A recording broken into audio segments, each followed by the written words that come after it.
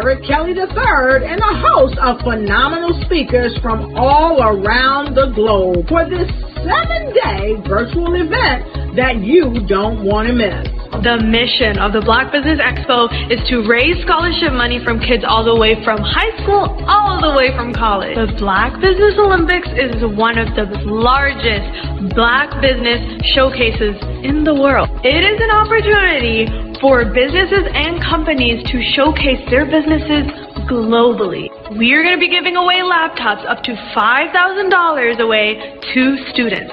Again, I'm Olivia Appleberry, the founder of 2 Cents Finance and one of the speakers for the expo. I am so excited to see you there. For more info, go to www.blackbusinessexpousa.com or call 919-308-9090 and hope to see you there. I am Black Business. From the moment I wake until the time I sleep. Yes, I am Black Business. I am Black Business. Tell me, are you Black Business? I am Black Business. Do you support Black businesses? Listen, I support Black business because I am Black Business. Black Business Expo, one of the largest business showcases in the history of Black business in the world. The world! Sign up today at www.blackbusinessexpousa.com or call 919-308-9090. I am Black Business. I am Black Business. From the moment I wake until the time I sleep, I am Black Business. I am Black Business. Are you Black Business? I am Black Business. Do you support Black businesses? I support Black business because I am Black Business. Black Business Expo, one of the largest business showcases in the history of Black America in North Carolina. Join Dr. Eric Kelly III and a host of phenomenal speakers from all around the globe for this 7-day virtual event that you don't want to miss.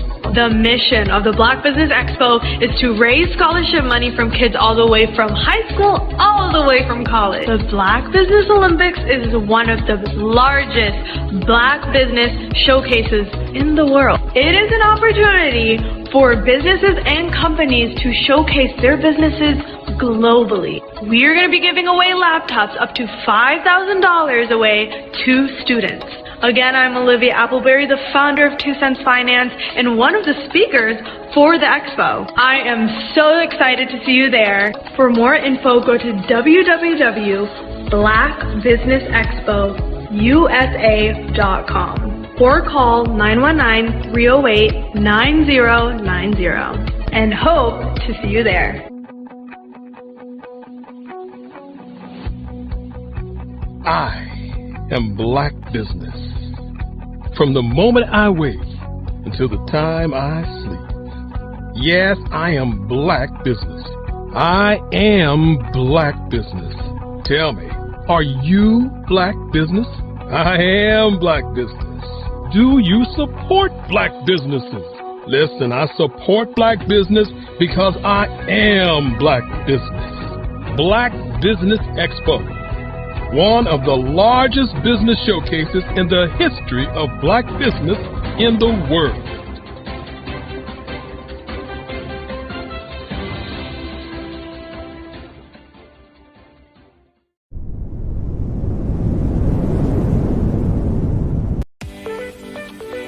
You are in the right place at the right time. The Black Business Network opens again for its Black Business Olympics, a 24/7 broadcast on business, strategies, global branding, social media marketing, finance, advertisement, and much, much more. Featuring the top, most powerful entrepreneurs and speakers and thought leaders from all around the world as they gather together for this phenomenal event. Join the Black Business Network streaming live into the metaverse, STEM City, USA, Black Multiverse, Pod TV, Roku, Hulu, iHeartRadio, Apple TV, YouTube, TikTok, Instagram, Google Podcasts, Facebook, LinkedIn, IBM TV, Spotify, and Twitch.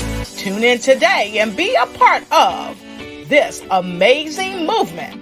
The Black Business Olympics welcomes you.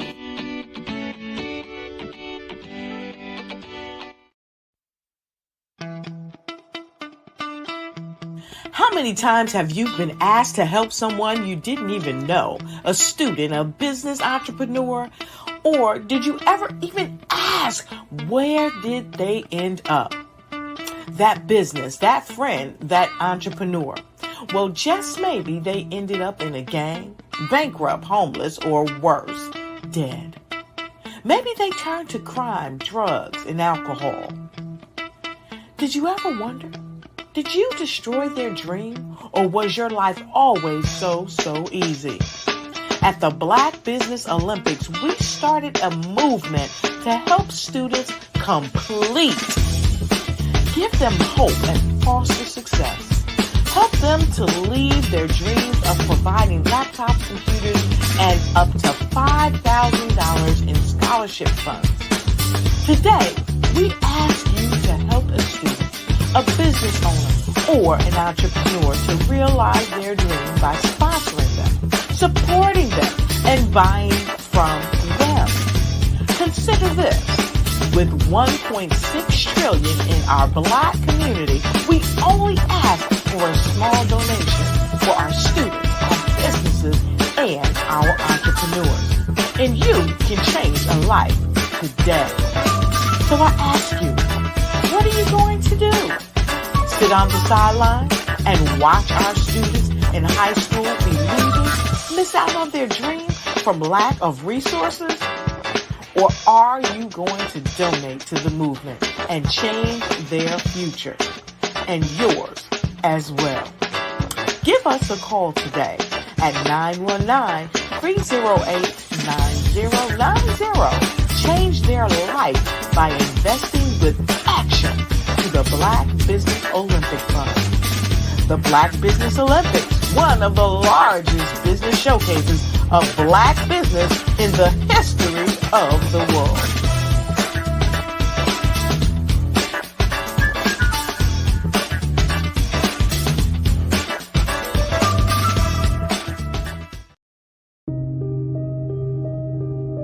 The Black Business Expo is changing my life. This year, they are giving away laptops and even $5,000 in cash to students just like me. I'm Alexis, and I want to go to college to fulfill my dream of becoming an entrepreneur. Help the Black Business Expo going to www.blackbusinessexpousa.com and also becoming a vendor, a sponsor, or donating.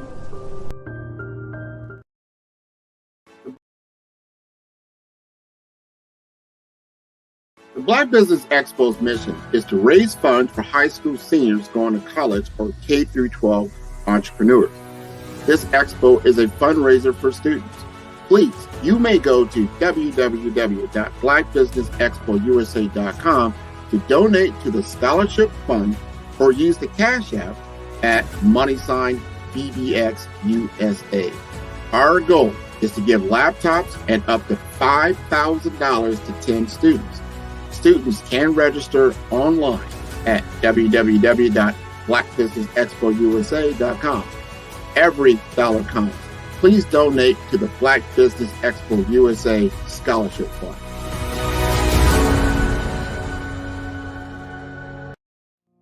Did you know that approximately 333.34 million businesses exist today, according to a report from 2021.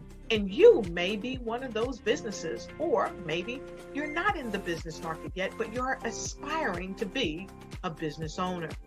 Well, guess what? You're in the right place at the right time. Because let's face it, everything is about timing and opportunity.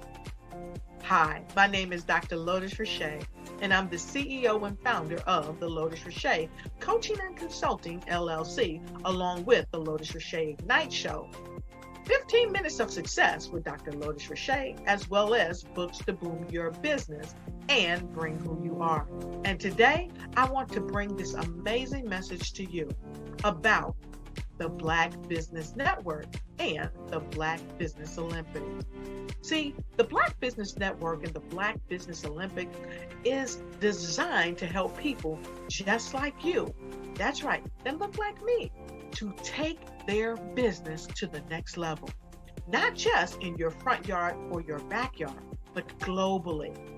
The Black Business Network and Black Business Olympics is designed not to just help you survive, but to help you thrive.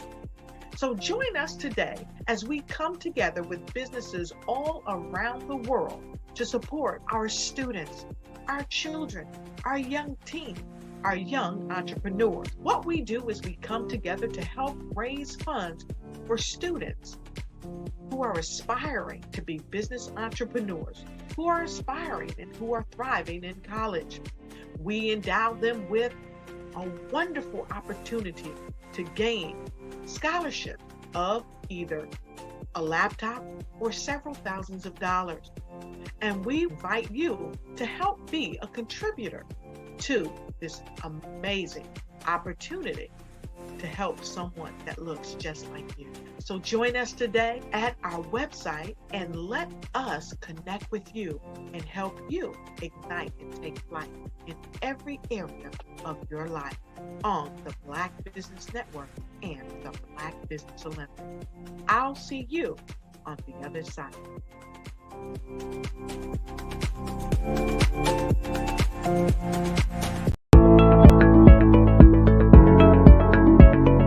Prepare for what's coming and dominate in economic winter. Stand strong and thrive by showcasing your great products and services globally through the Black Business Network and Black Business Olympics. The Black Business Network has showcased over 2,000 companies with over $7 billion in sales each year. Over 10 million attendees have viewed the rebroadcast each month. Through the Black Business Olympics, unique styles of business training and mentoring are turning students into business owners and entrepreneurial warriors who will dominate in any economy. Gain the ultimate advantage of the Black Business Olympics, 7 days of unbelievable topics and speakers speaking around the globe. Donate your time and experience to provide expertise and scholarships to students worldwide and change the world. Now, more than ever, new insights, tools, strategies, and capabilities are needed. This is your chance for a major presentation to the world.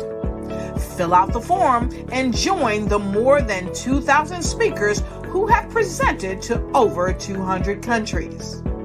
Join the Black Business Network streaming live into the Metaverse, STEM City, Black Multiverse Enterprises, Hulu, Amazon, YouTube, iHeartRadio, Apple, Facebook, LinkedIn, Pod TV, IBM TV, Spotify, and Google Podcasts. Sign up today. Spaces are limited, and we will see you there.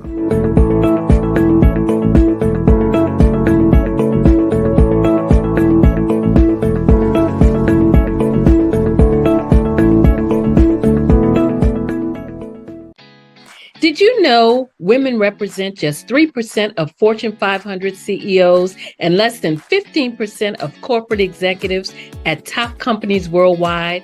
Have you wondered what the secrets are to getting into the top ranks, whether in the private or public sector?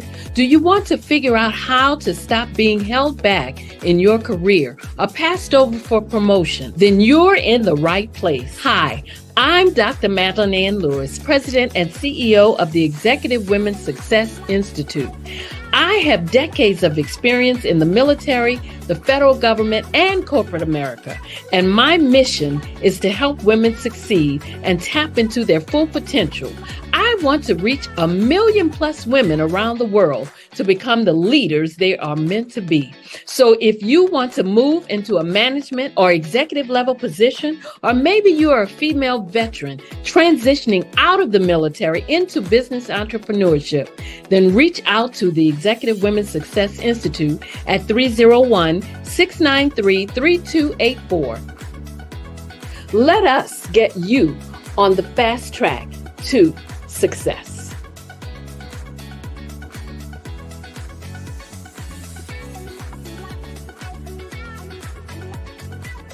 I'm Kennedy Harris. My genius is being an entrepreneur. I'm the CEO of K-Lock, a company where I develop my very own line of kids supplements. I currently market my multivitamin for kids to help combat weak immunity. During the pandemic, research has shown that having a strong immune system is key to fighting off disease. My vitamins are for kids, but adults can benefit from them as well. I'm adding a proprietary blend to my supplement line. I want to create my own blend so that I have a competitive edge in the marketplace. Staying healthy is important to me so that we live longer and have healthier lives. My website is klockproducts.com. That is K-L-O-C-K. Genius is common.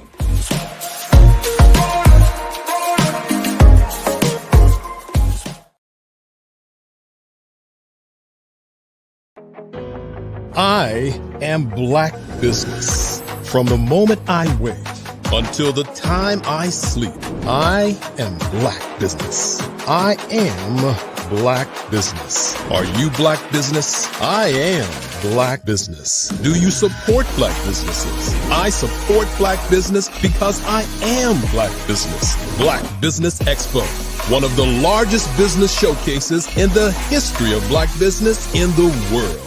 Sign up today at www.blackbusinessexpousa.com or call 919-308-9090. I am Black business.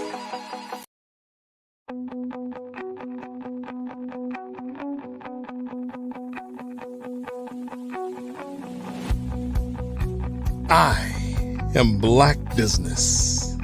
From the moment I wake until the time I sleep. Yes, I am Black business. I am Black business. Tell me, are you Black business? I am Black business. Do you support Black businesses? Listen, I support Black business because I am Black business. Black Business Expo, one of the largest business showcases in the history of Black business in the world. The world. Sign up today at www.blackbusinessexpousa.com or call 919-308-9090. I am Black business.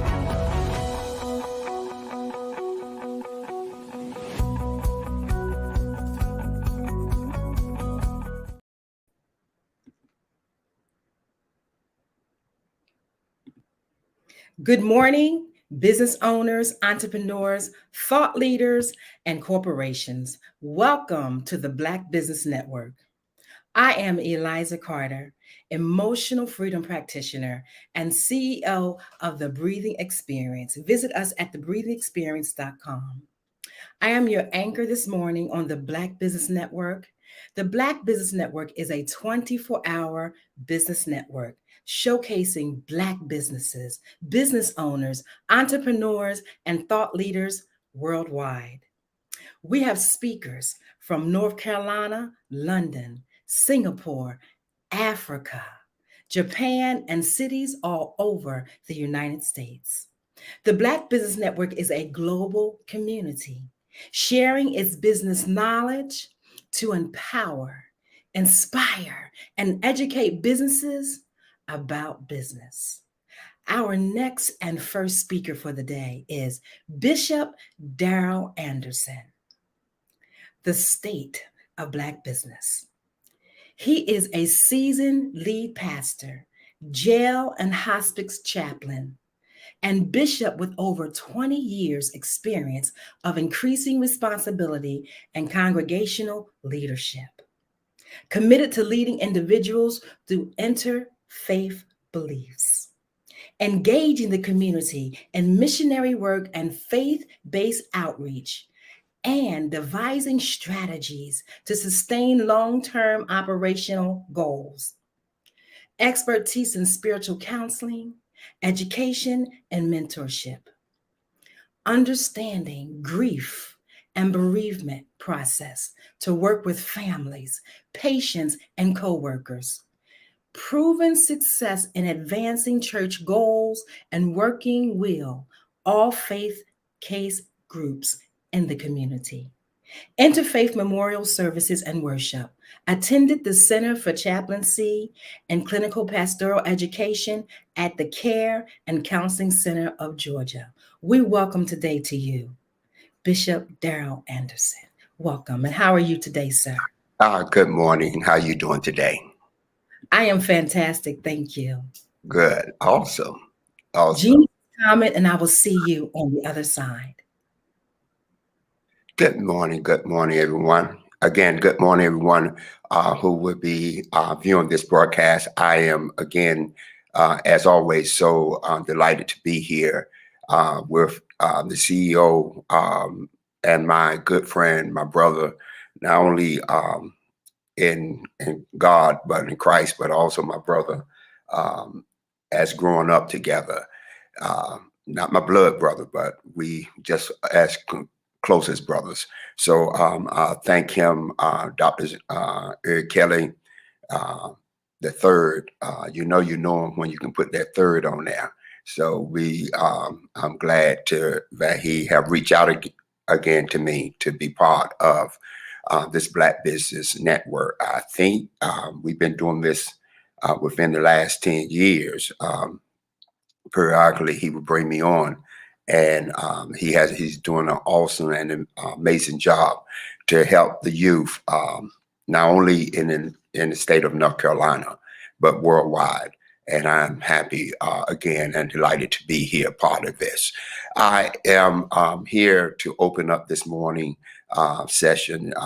It being Sunday morning, we'll open up with prayer. And then we'll go into my assignment, what he have asked me to do. Father God, we thank you again for this day. We thank you for this Black Business Network and the outreach that is going forth to reach those, God, who have been inspired by you to open their business, to be part of a business, but not only that, to get the education and the awareness to reach out into communities and to give back to those who unfortunately can't just be provided by themselves, but need all of us to reach out and grab each other's hand to lift each other up. So God, I thank you now. We ask that you bless this business, bless the mind, give them wisdom, give them peace, and most of all, God, give us understanding in all that we're doing. In Jesus' name we pray. Amen. Again, good morning. Happy to be here. I am Bishop Anderson, Dr. Anderson, Counselor Anderson, whatever. I wear hats of many, I won't say colors, but many hats now. And I'm happy again that God has afforded me the opportunity to do this broadcast this morning. I want to talk about coming from, you heard the host say that I do grief as well as working with hospice and the bereavement. Now, I want to do that because my assignment again is to talk about the business and the church. And I say many times when I come on any kind of network like this, as we reach many people, that one of the things that those of us in the church, whatever the denomination is or whatever your faith is, don't want to understand that there is a business part to the church. A church can't run. I know we have the glory of God, we have the spiritual aspect of it, but we still have humans who come each and every Sunday, Saturday, or Wednesday or Thursday to your facility to be enlightened in the spiritual context of that body. The Word of God says we are all made up of our body, our soul, and our spirit. And each one of them, Jesus said to the man who was at the pool for 38 long years, will thou be made whole? So understanding the wholeness of this business is very important. You can't be a productive CEO. You can't be a productive worker if you're not whole each and every day you come into our facilities, whatever your job description is or whatever title you hold. Because if you're not whole, then those around you can feel your pain, feel your grief, or feel that what you're going through. And it happens very rarely in the churches because from the business point, each and every day, every Sunday when a person comes into their church, they're carrying baggage. And many times we as pastors or those of us in leadership, we trying to reach the spiritual part, but some people are not only just spiritually hurting, but they are emotionally hurting. And if you're putting the wrong medicine to the wrong part of the issue, then it's going to hurt you. And then in long term, we're talking about business is going to hurt your business. It's going to hurt the church. You can have a great spiritual uplifting uprising on Sunday morning, but then come Monday, Tuesday, Wednesday, your church phone is ringing. The pastors have to go here, there to settle arguments, settle those who have lost loved ones, those who are going through different situations. So I want to kind of dab into that just a little bit. And because of from the hospice point,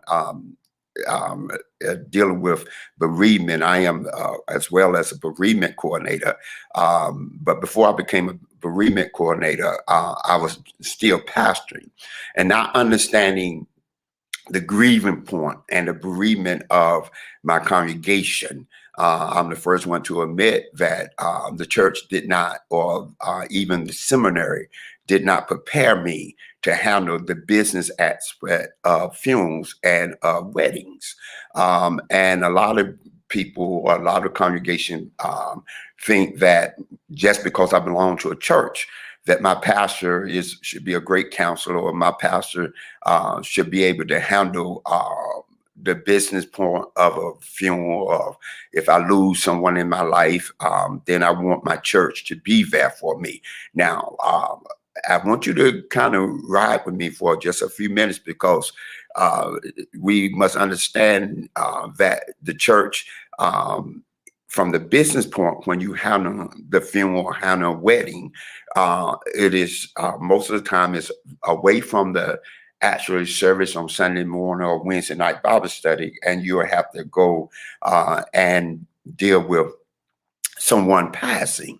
And the family members expect their pastor or their church leader or whatever has been deemed to do so to come in to offer comfort at that time. But while offering comfort, you're still dealing with the funeral arrangements. You're still dealing with how much that's going to cost. Is there going to be an insurance there?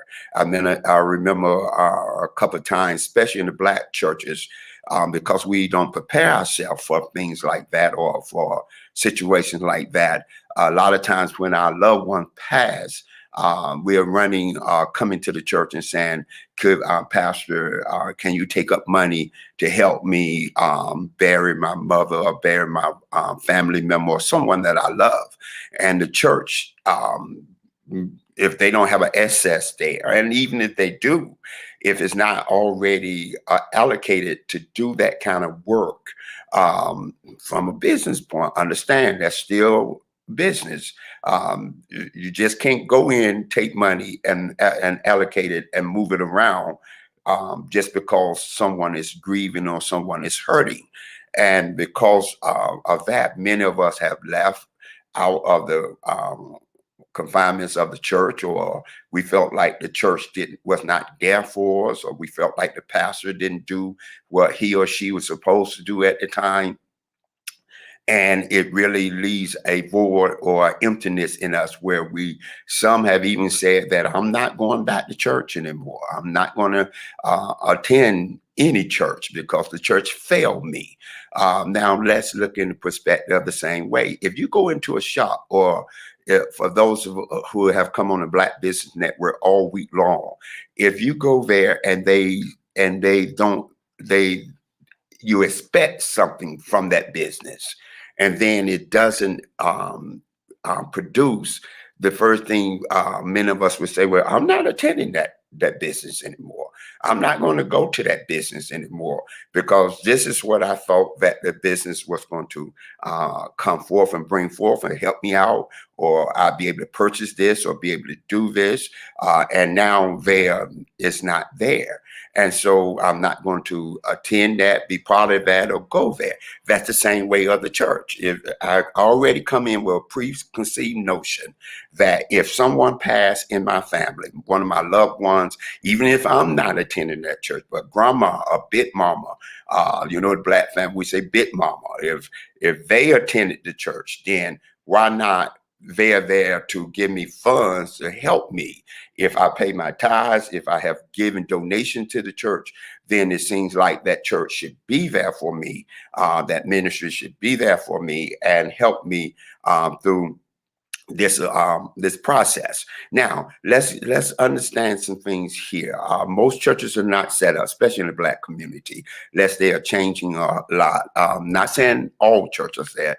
A lot of the churches, and especially those who are just getting started, a lot of pastors who are just out there getting started, they're starting their own ministry, and just because they have a title now, a bishop or archbishop or whatever the title is, just because they have that title don't mean that the church is funded enough to happen if something, if there's something drastic happen or terminal illness happen, or the pastor themselves have not been clinically trained to help in those type of situations. They're trained in the spiritual point where they're reading the Bible, or they feel God is talking to them, and that's not a knock. I'm just saying they feel God have talked to them or spoke to them, but they have not been clinically trained to go into someone's home and offer the comfort or the grieving process that need to be offered at that time.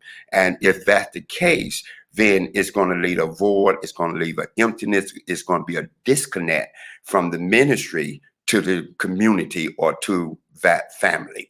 So again, we're looking at the church in that perspective as the business. Now, one of the things that from the business point, we don't want to talk about it because we feel like ministry should just be spiritual. We should, depending on your denomination, your interfaith, and I deal with all interfaith now, whatever your belief system is. Now, let me say this because this is going worldwide from my perspective. I am a Christian.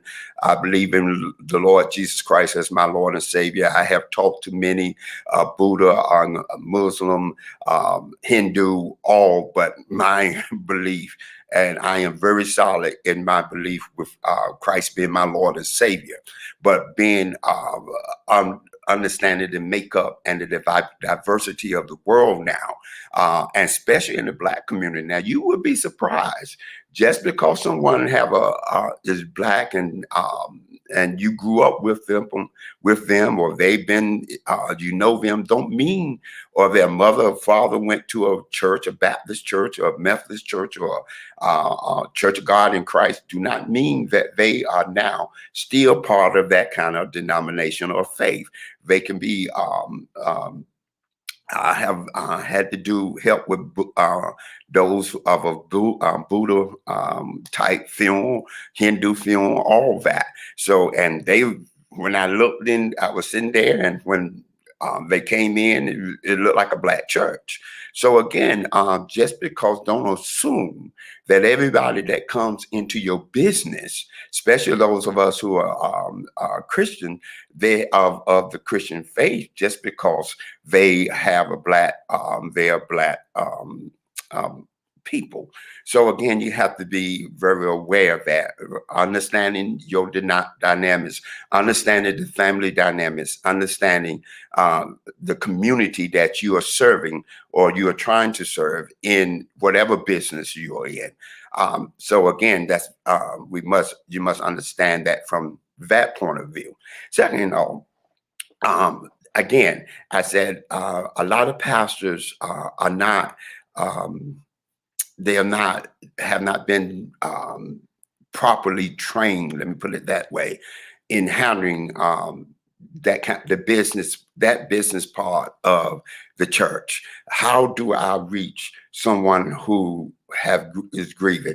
Have I brought in, we bring in pastors, you bring in people to talk about finances, you bring in a person like Dr. Eric Kelly to come in and talk about how to get your business off the ground and what kind of education, and that's my buddy, so I can use him. And we bring in other people to talk about different aspects of the business, how to grow the business. But with all these businesses that we're talking about, you got to understand one thing that's coming is time, and time have a way eventually to take us out of here, whichever way that might be.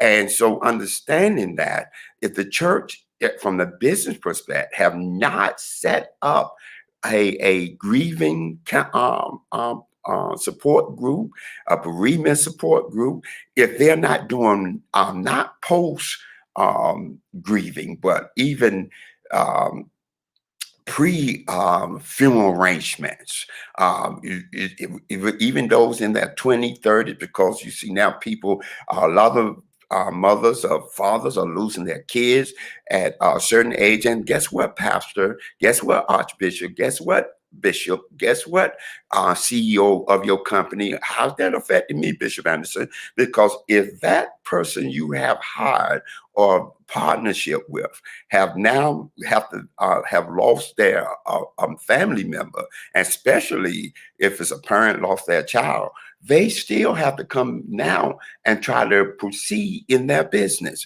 And now they're going through a grieving process. And if that grieving process is not identified, then it's going to hurt your business, whether you want it to be hurt or not. It's a lot of times people are holding in things that they're going through, and they're coming to your business every day, or they are the CEO or the pastor, because we're not immune to these type issues. Everybody are affected by these type issues in some kind of way. So if the church now, if the ministry, because that's what ministry used to do in the community, the movements in the past, most of them started in the church. So if the church is not addressing not just how to start a business, but also how to make sure that we keep this business flowing, because who's going, with all the technology out there, with all the things that's coming up now, social media, you still going to have somebody. It might be less people than you used to have, but you're still going to have someone to go and do everyday type work in these type things. And so now someone on law, the church need to prepare for that. We need to understand grief counseling. We must understand bring in insurance type people. We must understand if mama is in a rest home, what is Medicare, what is Medicaid. I know these are terms that we don't want to hear about, because it seems like that you're getting older, and I don't want to deal with Medicaid right now or Medicare. But maybe you're not old enough, but you're taking care of a mother. You are a caregiver. You're taking care of your mother. You're taking care of your father. You're taking care of your children. Somebody is declining, and you're still trying to run your business, and have to go home and make sure mom is eating, or maybe mom has now been diagnosed with dementia, Alzheimer, or cancer, or some kind of terminal type illness that eventually will take her out. We can pray. You can bring the pastor over to pray, bring those around the church to pray, and but the results that in that prayer is not always what we seem to pray for. We pray that mama get healed. We know that God is a healer, but yet mama still pass away. And you are the caregiver. We have to deal with those of us who might have siblings. And at that time, a mom or dad or somebody have been diagnosed with a terminal illness, and now the CEO, and any CEO would tell you, I don't care what the business is, that you have you don't work less because you're the CEO. So don't have that mindset. You don't work less because you're the pastor. You think you're the pastor that people just automatically just gonna fall in line and pick up your business and just carry it for you. No, we know the book of Habakkuk tell us to write the vision, make it plain. We don't write it like we used to no more. We just put it on our social media tablets, or we speak it. But the Bible, the word of God said we have to write the vision, make it plain, that people can see it and read it and run with it. And if we don't understand that portion of it, it takes time for people to catch hold to the birthing process of what you're doing in your business and in your church. A church just don't come overnight and propel to the next level overnight. We grow spiritually. And in doing so, some people come and some people go. And a lot of times the people who started off with you are not going to be there when you finally get to where you think you should be.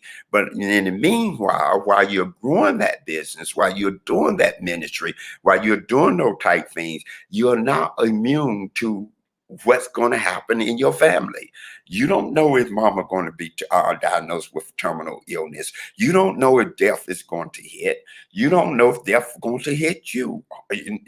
We don't know. Those are things that you can't write in the script. You can't write in the planning of the business that you're taking care of. But you can plan how these things are going to manifest, how we're going to handle these things, what we are going to do when something happens. Now, I talk about grief.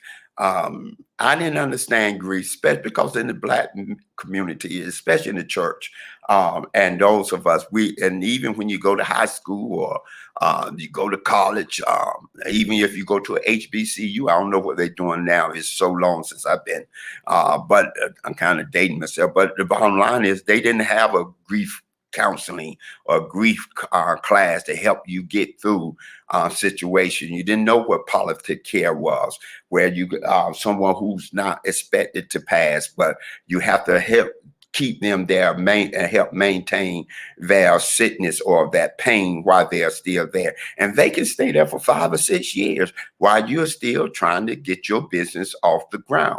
So now you're a caregiver as well as a CEO of a company. You have to leave the CEO part and go home, or leave the passion part and go home and take care of someone who can't do for themselves. And you have to watch them decline each as they're going. So these are situations that we're not prepared for. Nobody prepared us for. And if we're not careful, it's going to catch us off guard. My people perish because of the lack of knowledge, for us not knowing how to handle situation. Now, we talk about grieving. We must understand that in our business, I don't care what business you are in. I do not care. That's not my issue. I leave that to Dr. Kelly and the panel who do all of that. They are experts in those kind of area. But I can say, no matter what type of business you are starting, you're in, you're not immune. Hear me. You're not immune to the issues that might come to hit you. Now, we don't wish the issues on anybody. We don't say, I'm not a prophet saying here, this is going to happen. But what I am here saying is working in the field that God has ushered me in and doing the different type of education and research I have done, you must understand that these things are going to come.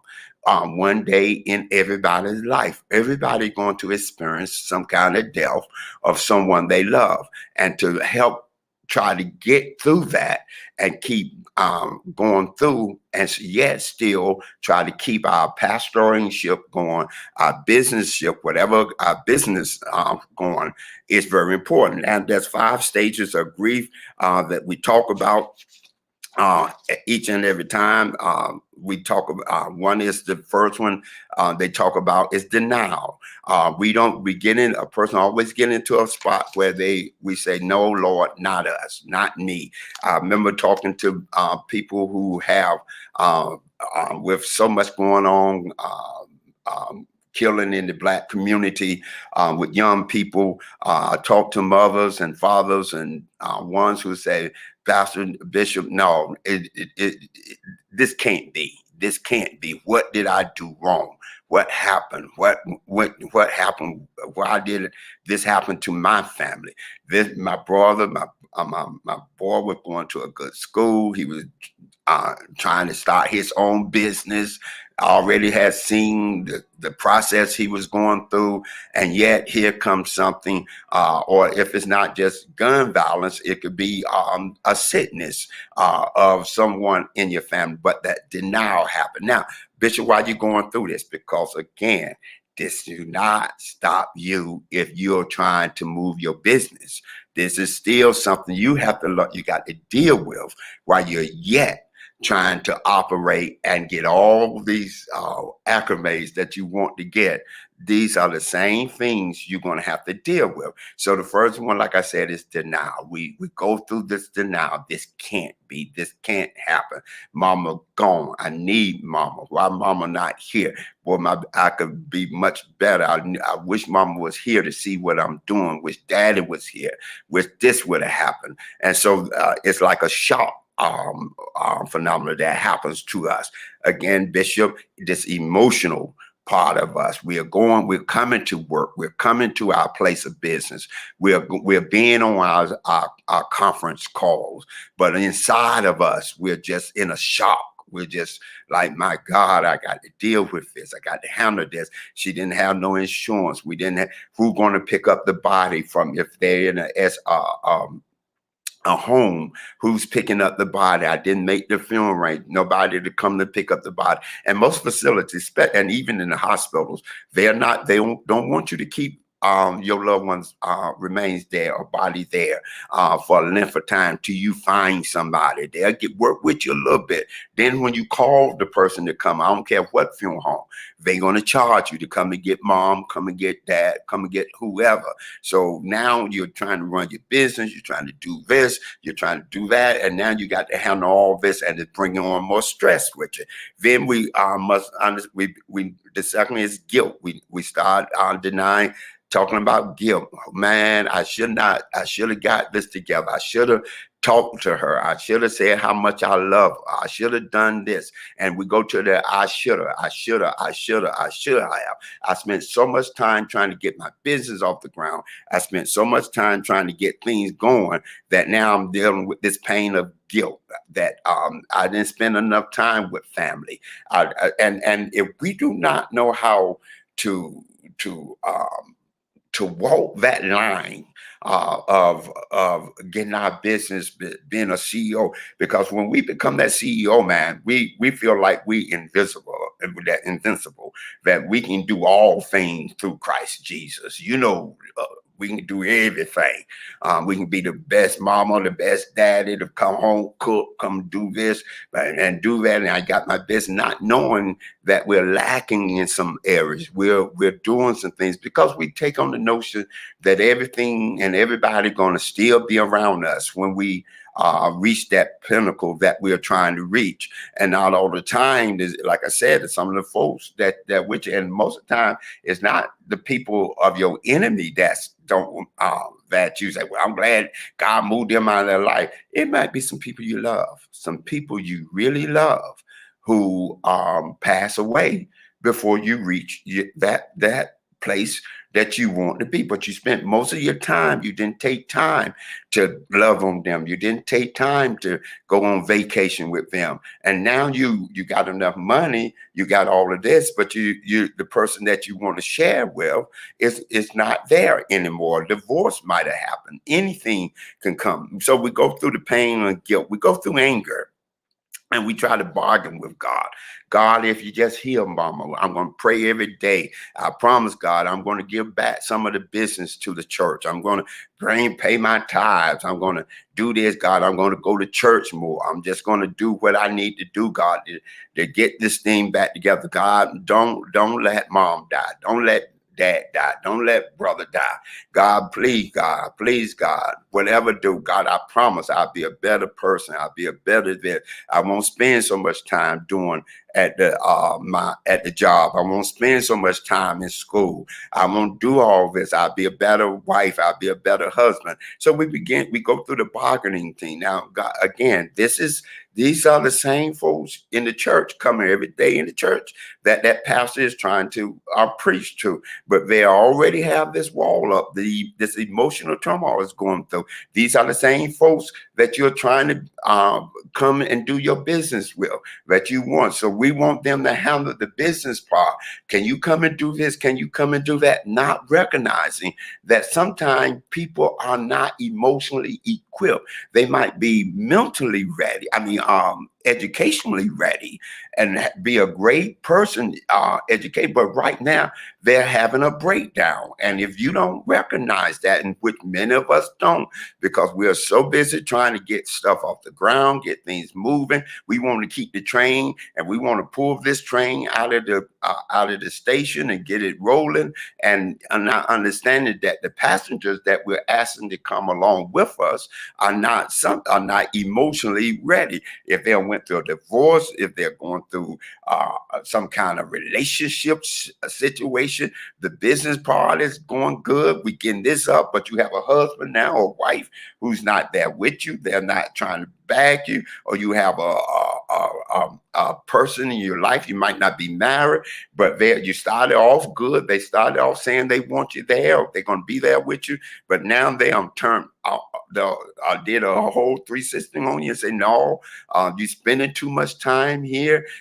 Jealousy is hitting up because you have to deal with somebody in the business of opposite sex, in the church of opposite sex, and that companion you have is not understanding that. So all these things are crippling the emotional aspect of your business. And if that's not good, will thou be made whole? Secondly, we in grieving, you deal with the depression.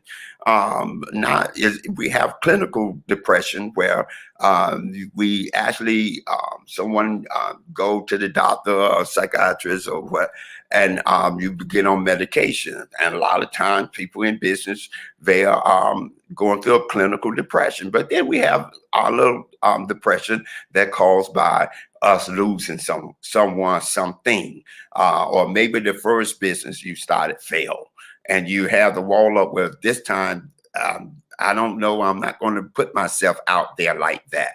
I'm going to isolate myself. I'm not going to let people around me. I'm not going to allow people to come into my world like this anymore because what I experienced the last time. So all of these things, we're going through that depression, and depression can go into loneliness. So I see that, and my time is up.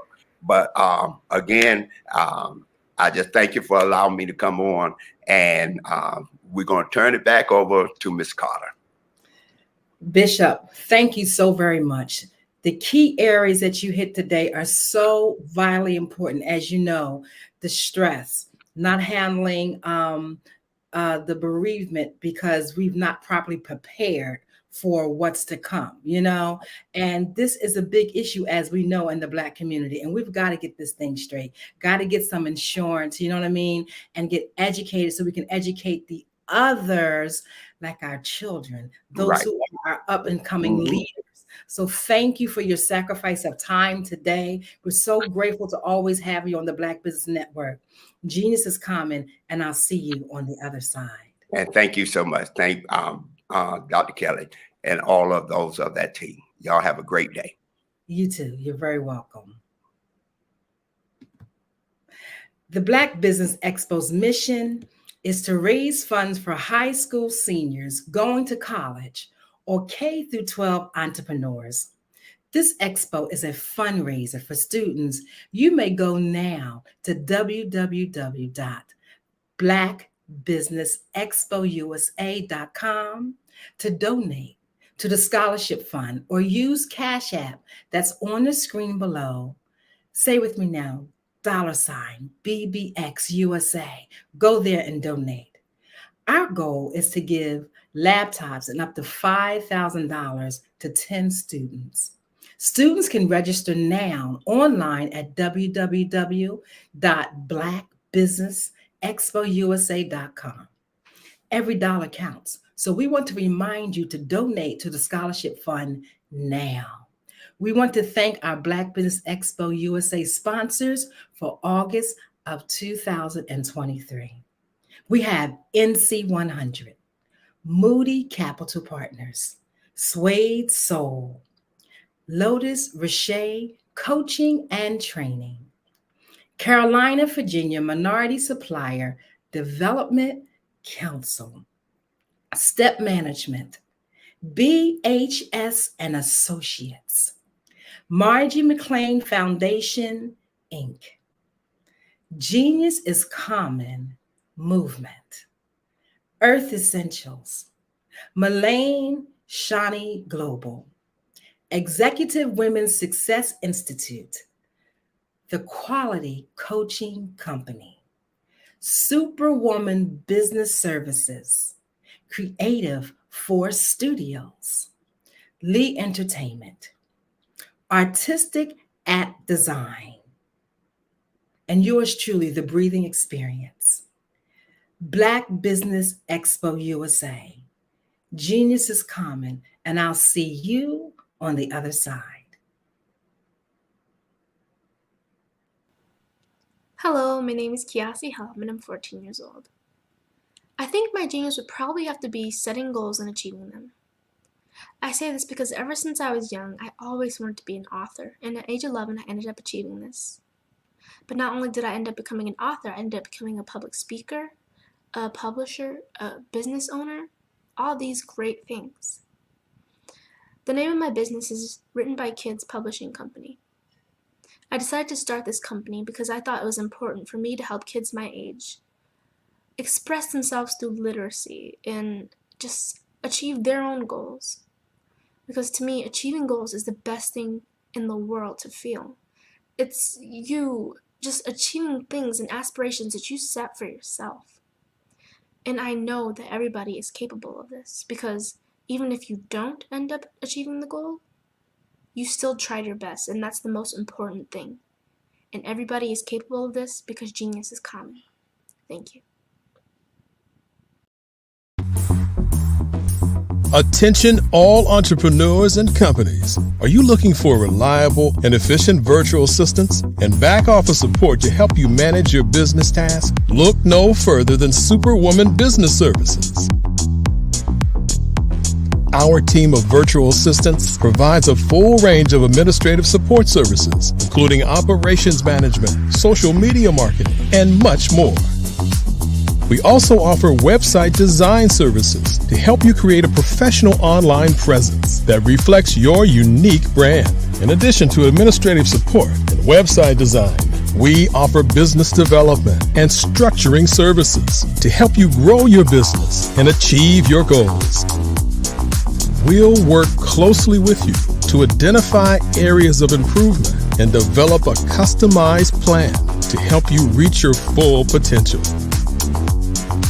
At Superwoman Business Services, we understand that running a business can be overwhelming and time-consuming. That's why we're here to help you fly high and achieve success. Our virtual assistants are highly skilled, experienced, and dedicated to providing you with the support you need to thrive. Come fly with us and take your business to new heights. Let us help you become the superhero entrepreneur you are meant to be.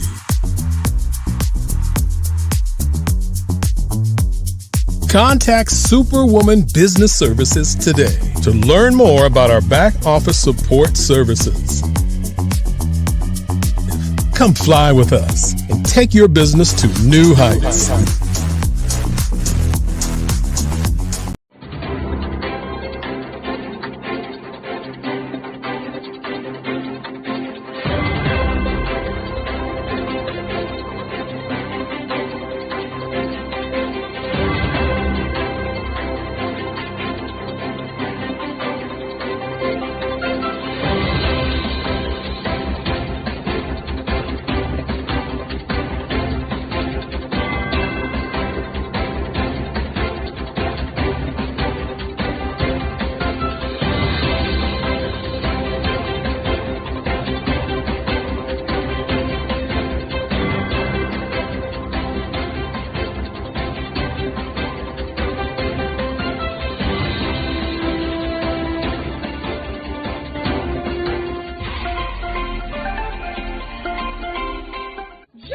Dr. Eric Kelly III and a host of phenomenal speakers from all around the globe for this 7-day virtual event that you don't want to miss. The mission of the Black Business Expo is to raise scholarship money from kids all the way from high school, all the way from college. The Black Business Olympics is one of the largest Black business showcases in the world. It is an opportunity for businesses and companies to showcase their businesses globally. We are going to be giving away laptops up to $5,000 away to students.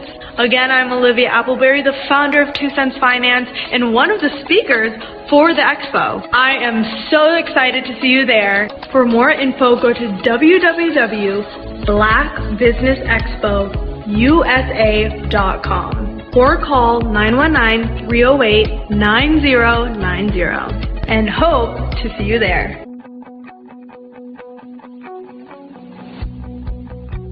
I am Black business. From the moment I wake until the time I sleep. Yes, I am Black business. I am Black business. Tell me, are you Black business? I am Black business. Do you support Black businesses? Listen, I support Black business because I am Black business. Black Business Expo, one of the largest business showcases in the history of Black business in the world. The world! Sign up today at www.blackbusinessexpousa.com or call 919-308-9090. I am Black business. I am Black business. From the moment I wake until the time I sleep, I am Black business. I am Black business. Are you Black business? I am Black business. Do you support Black businesses? I support Black business because I am Black business. Black Business Expo, one of the largest business showcases in the history of Black America in North Carolina. Join Dr. Eric Kelly III and a host of phenomenal speakers from all around the globe for this 7-day virtual event that you don't want to miss. The mission of the Black Business Expo is to raise scholarship money from kids all the way from high school, all the way from college. The Black Business Olympics is one of the largest Black business showcases in the world. It is an opportunity for businesses and companies to showcase their businesses globally. We are going to be giving away laptops up to $5,000 away to students. Again, I'm Olivia Appleberry, the founder of 2 Cents Finance and one of the speakers for the expo. I am so excited to see you there. For more info, go to www.blackbusinessexpousa.com or call 919-308-9090 and hope to see you there. I am Black business. From the moment I wake until the time I sleep. Yes, I am Black business. I am Black business. Tell me, are you Black business? I am Black business. Do you support Black businesses? Listen, I support Black business because I am Black business. Black Business Expo, one of the largest business showcases in the history of Black business in the world.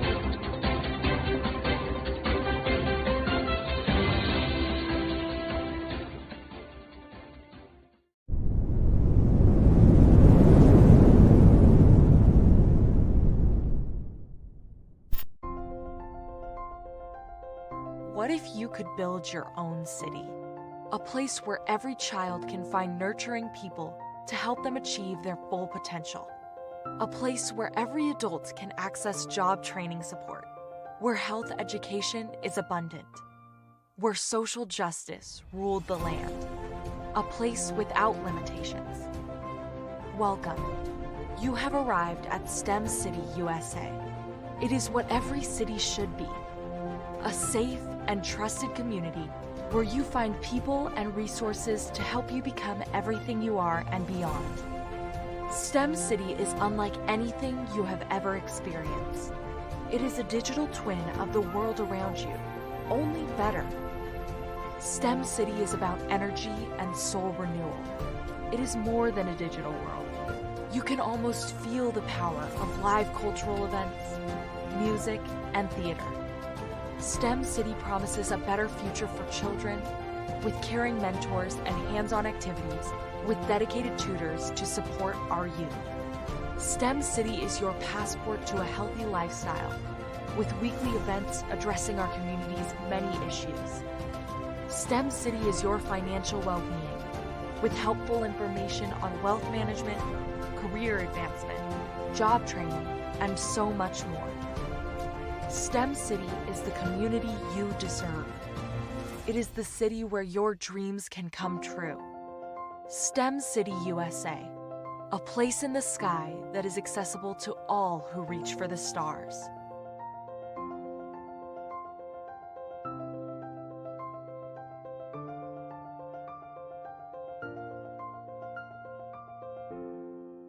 I'd like you to imagine with me, if you will, opening an app where you can collaborate with like-minded individuals from around the world, get inspiration and in-app tools to launch and grow your business, as well as share your knowledge and earn compensation, all in one app. Well, the name of that app is Truso, short for Truly Social. Hi, I'm Matthew Newman, the founder and CEO of Truso. A new concept in social media, Truso is designed from the ground up to be a platform that's both social and empowering for all its users. How exactly do we do that? I'm glad you asked. First, Truso brings the world together via video. Psychologists assert that video provides a significantly more effective connection than audio only. When you enter a community on Truso, you're face to face.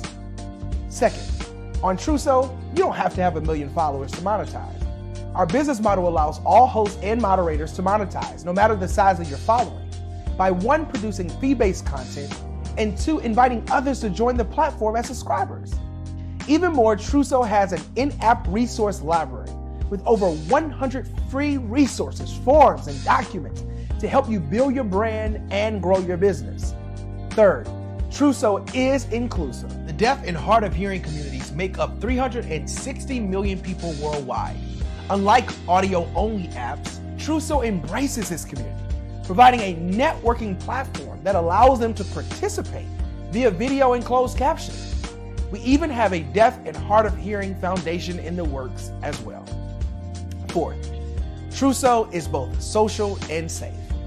We refer to Trousseau as a virtual extension of the beauty shop, barbershop, and brainchild of the community. A place where there's laughter, along with wisdom, growth-oriented conversation, and genuine connections in a safe space. Trousseau even has proprietary security to ensure we maintain a safe environment for everyone. Where are we at now? Trousseau is live, y'all. We've launched in beta and we're acquiring users daily. We have an incredible development and marketing team, plus amazing celebrity influencers at the table, helping us spread the word around the globe, beginning within the African diaspora and beyond by creating a safe space for growth, connection, and collaboration. We're truly excited about Trousseau. We've created something special for which there is a global market. And we invite you to embark on this journey with us as a shareholder. The future for Trousseau is truly bright. Join us and let's go there together. Follow the Brand TV broadcast host, Grant McGaugh, as he visits with top executives and entrepreneurs to find out their secrets of success with their personal brand. Follow the Brand TV broadcast host as he focuses on brand development to build better relationships, bring value to your business, relationships, and career. You will enjoy listening to each episode that is tailored to speak to you directly. If you're looking for this type of clarity in terms of building your brand, you have tuned into the right station. Each episode will help you to shape a conversation in the 5-star BDM network of 20,000 professionals and become a springboard for your corporate engagement and business opportunities. Each guest will frame their story in the areas of personal branding, business development, career development, financial empowerment, and technology innovation. Grant McGaugh explains why he is the CEO and owner of his own professional career. Grant is an accomplished business leader and entrepreneur who wants to give back to individuals to grow their personal brand strategy. Tune in as he weaves his story about new possibilities, while to you exceed expectations. If you love storytelling, this show will make for fun.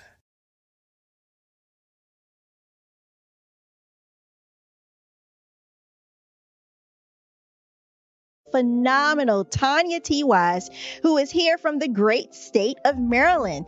Tanya, welcome and thank you for being with us today. Can you indulge our audience a little bit and tell them just a little bit more about who you are and what it is that you do? Well, I love being able to talk to people and have a magnetic attitude, being able to just show them. So I always like to say, level up is Coach at Tanya T. Wise here. So can you tell our audience, just give them a teaser about what your presentation will be about? So my philosophy is that we should all be living our dream life. So tomorrow I'm going to talk about how you start living your dream life. What are some of the things that you thought about in your childhood that you just kind of let go and dormant? Wow. And I want to reignite that and just give you some pointers and some tips, some tools, some strategies to be able to start living your best life now. And guess what, Rhonda? And leave an inheritance for your legacy. Oh my goodness. Okay, I know that's resonating with a lot of people. I've heard that you have a dynamic coaching program. Can you tell us a little bit more about that? Absolutely. So our coaching program help people that have the lack of time, that lack strategies, and lack the confidence to go after their dream life. So we help them implement tools, we help them implement strategies, as well as give them resources so that they can live their best life now and leave that inheritance. Wow. Oh, I love that. I love the leave the inheritance part. Listen, you are dropping some major nuggets, and I know a lot of what you're saying is resonating with a lot of people, but I think we're all curious. How did you even make this transition into the speaking and coaching arena? What's the story behind this? So I started out in finance, and I realized that a lot of people don't necessarily go after their dream life because of the lack of finances or the education behind finances. But it wasn't until I lost my firstborn, my only son, that life changed for me. And where I was going after it all, living the corporate life, hit my 6-figure income and living in my dream house with my dream man, driving my dream car. I nearly lost it all when I lost my son. And so I realized it only takes one financial catastrophe that can change your entire life. That's what made me start All New Beginnings. Because no matter what's going on in life, there's a new beginning. And because of that, we develop a program called Wise Minded. My little slogan is, don't just dream it, let's live it. If they want to connect with you or work with you, what is the best ways for them to be able to do that? Well, for my social media guru, you can connect with me on every single social media platform as Tanya T. Wise.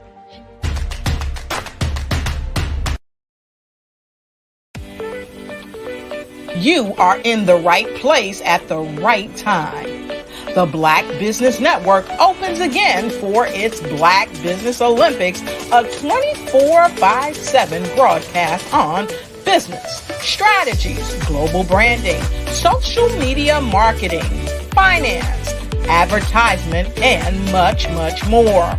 Featuring the top, most powerful entrepreneurs and speakers and thought leaders from all around the world as they gather together for this phenomenal event. Join the Black Business Network streaming live into the metaverse, STEM City, USA, Black Multiverse, Pod TV, Roku, Hulu, iHeartRadio, Apple TV, YouTube, TikTok, Instagram, Google Podcasts, Facebook, LinkedIn, IBM TV, Spotify, and Twitch. Tune in today and be a part of this amazing movement. The Black Business Olympics welcomes you.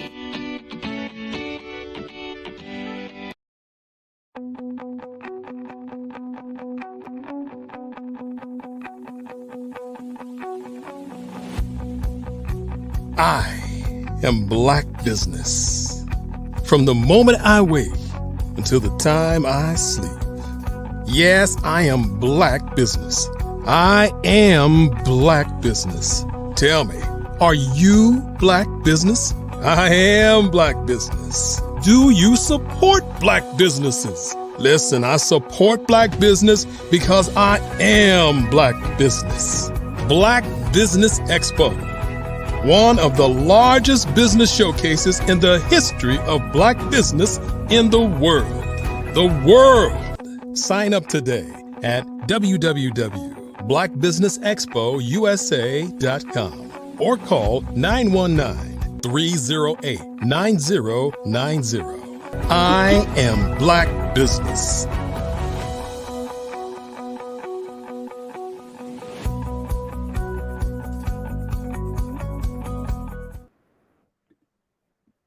Great morning, business owners, entrepreneurs, thought leaders, and corporations. Welcome to the Black Business Network. I am Eliza Carter, emotional freedom practitioner and the CEO of The Breathing Experience. Visit us at thebreathingexperience.com. I am your anchor for this morning on the Black Business Network. The Black Business Network is a 24-hour business network showcasing Black businesses, business owners, entrepreneurs, thought leaders worldwide. We have speakers from North Carolina, London, Singapore, Africa, Japan, and cities all over the United States. The Black Business Network is a global community, sharing its business knowledge to empower, inspire, and educate businesses about business. Our next dynamic speaker is Virgil G. Thornton, Sr. He is a native of Virginia. He has been happily married for 33 years to the amazing Dr. Michelle Boone Thornton, a college professor. Virgil is a proud father of twin daughters and one son. He is certified as a foster and respite care parent, a member of the Hampton Roads Committee of 200 plus men, mentoring and education, and a certified member of the John C. Maxwell Leadership, Speaking and Coaching Group. As general manager of Dodge, Infiniti, and Lexus dealerships in Alabama and Virginia, in conjunction with owning several businesses in the food service and recording industry. He has led several teams and hundreds of individuals meets and exceeds their business and personal goals. He currently serves as the president of CMV Communications LLC, which provides public speaking, leadership training, and personal development services. Welcome today, Mr. Virgil Thornton. How are you? And how are you doing, Ms. Carter? Awesome, awesome, awesome. Well, we're looking forward to hearing you. Genius is coming, and I'll see you on the other side. I'll see you on the other side. Good morning, good morning, good morning. Again, my name is Virgil Thornton, president with CMD Communicators, LLC, where we do a plethora of training and leadership development, sales training, public speaking, and personal coaching. And of course, our motto at CMV Communicators is total engagement establishes true potential. We help individuals and companies establish their true potential. We help companies by helping them to improve their internal and external customer engagements. And we also help individuals by helping them to thrive in their purpose after helping them to identify it. So today's title, if I could title it, would be Embrace the Leader Within. So what does that mean to you? Embrace the leader within. When we think of embracing, we think of hugging. So we're going to embrace what within ourselves? Apostle Paul put it this way in Romans 12:3. He advised, have a sane estimate of your capabilities. Personal capabilities, or hands, is one of the three segments that author and international lecturer, Harvard professor Ronald Heathas advocates. He says that our capacity has a lot to do with our ability to be an effective leader. And when we find out what that capacity is, then we can be a better leader. The other two segments he also speak about is called the tools and work. When speaking about tools, which we won't get too involved with, that's the power. A lot of times as leaders, we get the two kind of confused, the hands and the power. But when we think of the five levels of leadership that John Maxwell speaks about also and train us on, and that is the first level being the position leadership. That's what gives us our first level of influence and also authority. Unfortunately, a lot of leaders get at that level and they never advance to the other four levels because they're put in a position of leadership and they think that's it, where it's actually a whole lot more involved. Actually, going into the second segment of leadership, that would be the work phase of leadership. So when we're speaking of what Ronald has to say, Professor Heathas, that is, of the three segments, one being hands, the other being tool, and the third being work. When we think of those three segments and we mirror those with the five levels of leadership, we get to that first level of leadership, which is influence. We want to get to those other levels of leadership, which means we need to then focus on the work, which is the third segment. When we focus on the work, Then we get into our capabilities. What are we capable of doing? And the way that we find out about that leader that's within and embracing that leader within us is that which drives us. That leader within us is our strengths. What are your strengths? At CMV Communicators, we do assessments to help people identify their strengths. When we can identify our strengths, we can work in that direction and then also manage our weakness. And as we continue to build on those strengths and manage those weaknesses, we can tend to grow.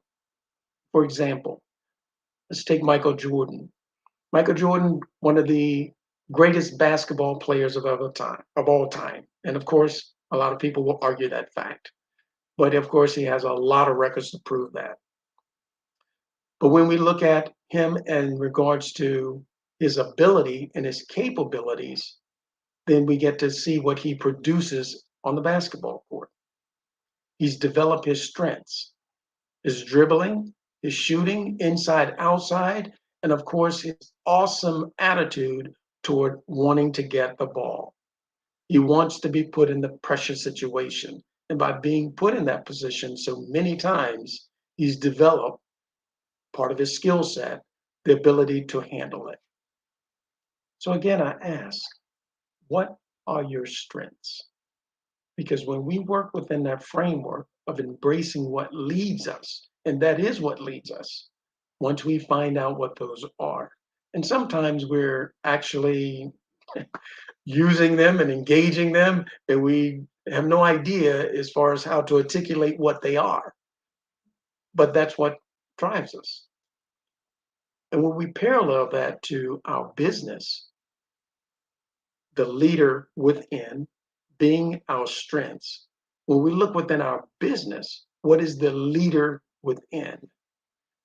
The leader within that drives our business is our why. One of my mentors says, if you have a strong enough why, it doesn't matter about how. You'll figure out how once you know why, if the why is strong enough. So in our business, once we find out our why, which is our embracing that internal leader, that moves us toward our mission statement. Our mission statement is the foundation of our business. It is the value proposition. And when we embrace the leader within ourselves, it's our value proposition. What are we bringing to the table? What are we bringing to the market? What are we bringing to our business? Our mission statement is so important to our business, again, because it is the foundation. If we build a house, it all starts with the foundation. The larger the building, the more concentration on the foundation, because it's so much weight and so many things that will be built upon the foundation. Unfortunately, I found that a lot of companies kind of forget about their mission statement. I would say I have taken my own personal kind of study on it, and I ask employees of different places I engage, what is the mission statement here at Walmart? What is the mission statement here at Target? What is the mission statement here at your company, whatever restaurant? More than likely, it's a 99.9% chance there is a mission statement for that company. I've asked some of my teammates, what is the mission statement of our company? And that was so important to make sure that everyone in the company understood the mission statement. Not just know what it is, but understand what it is. Because that's extremely important. It's so important because that's part of the leader within the company. It is what's going to ignite, excite, and drive the team. Also, it builds that internal and external engagement. When a person is part of something and know why, When you go to a basketball game and you play basketball, you know why you're there, to win the game, not just to play basketball and no one keeps score. There's a different drive that happens. There's a different engagement in the game that happens. And the same thing happens in business. When our internal team understands our why we're in business, and couple that with our foundation, the mission of our business, then we've embraced the leader within our business. Now we can move forward. I ask you, what is your mission statement? Is everything happening in your company built upon that statement? And it doesn't have to be very long. I challenge you to look at Microsoft and see how short their mission statement is. And speaking of Microsoft, when I think of Steve Jobs and his career path and the why that drove him and him embracing his leader within, he started with Microsoft, the company that he started out of his garage. He built it to a multi-billion-dollar company. Unfortunately, he got fired from his own company, which is very interesting. But he didn't let that stop him. He wanted to leave Silicon Valley, but he said no.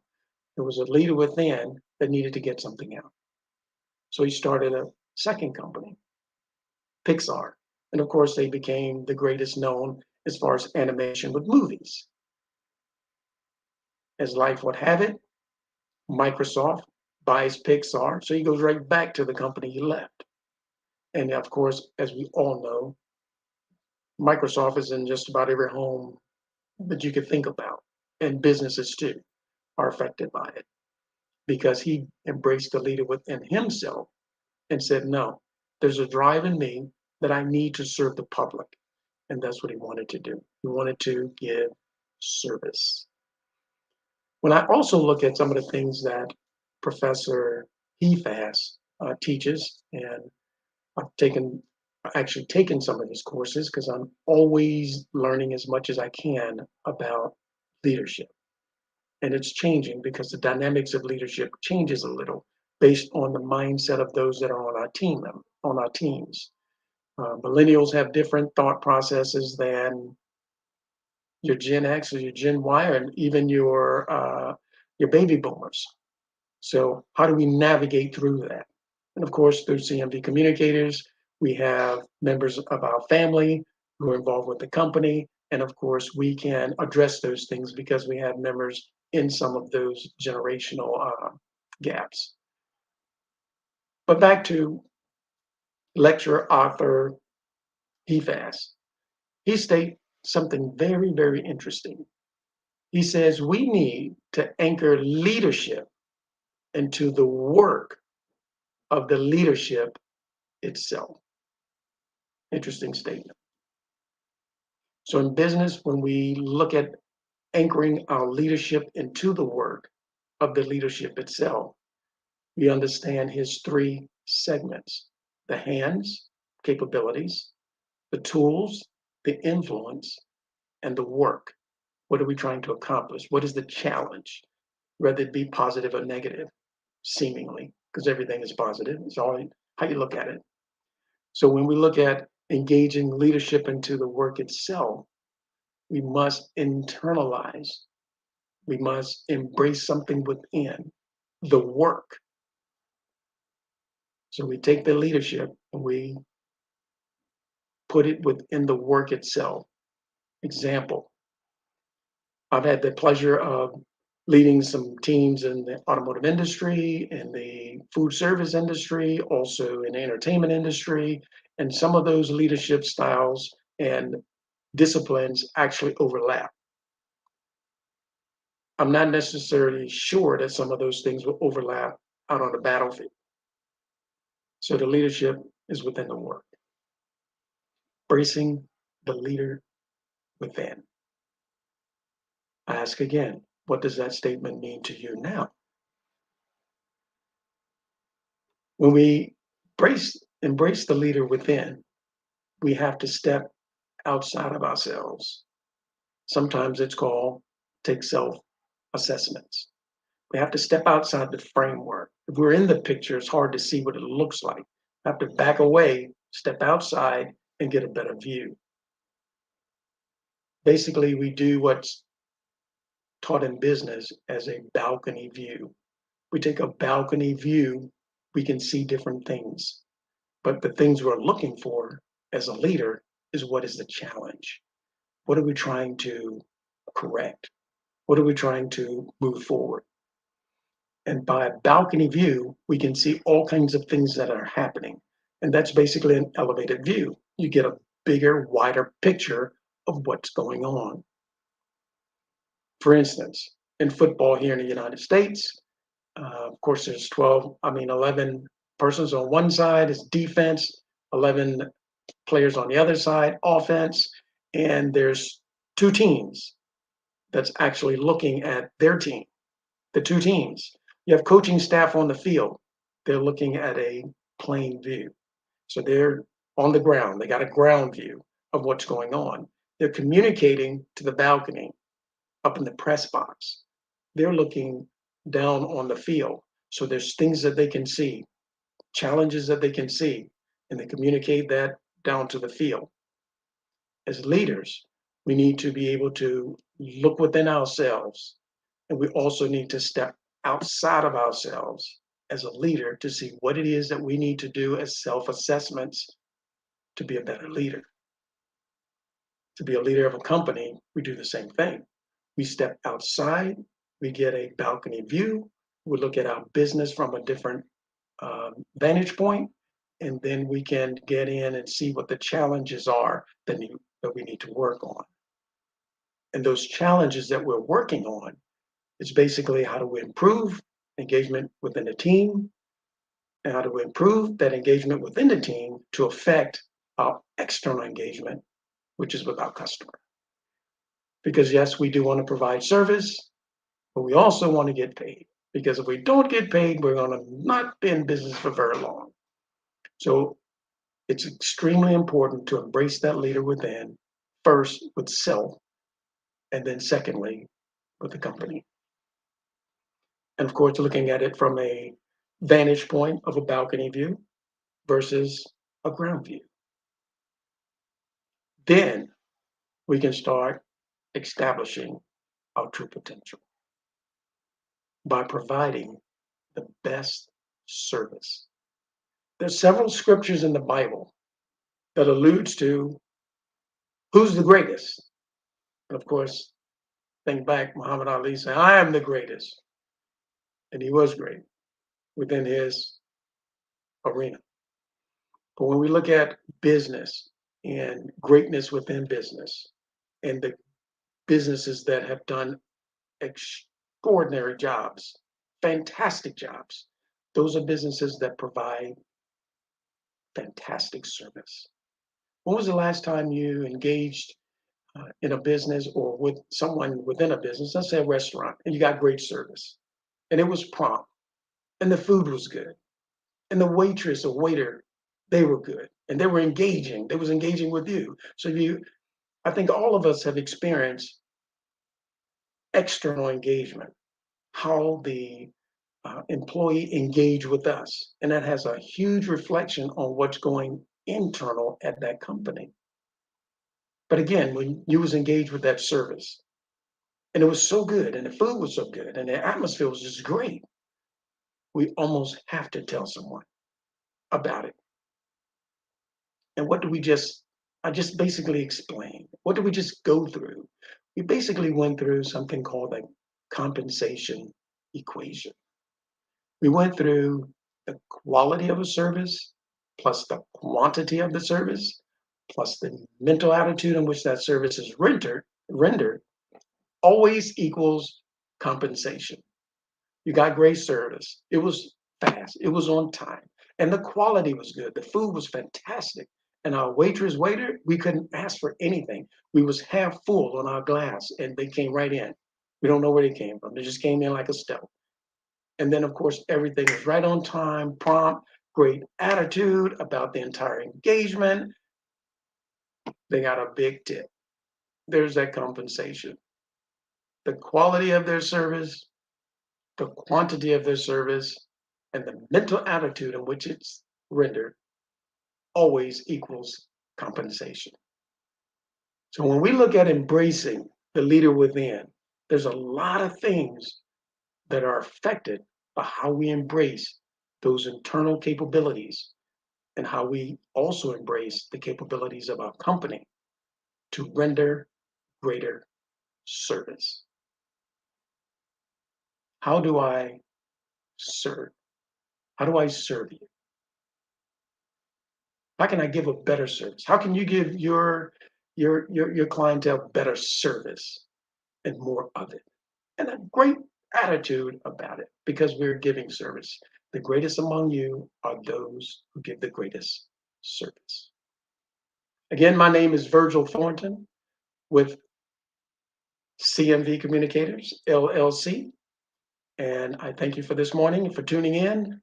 Embrace the leader within.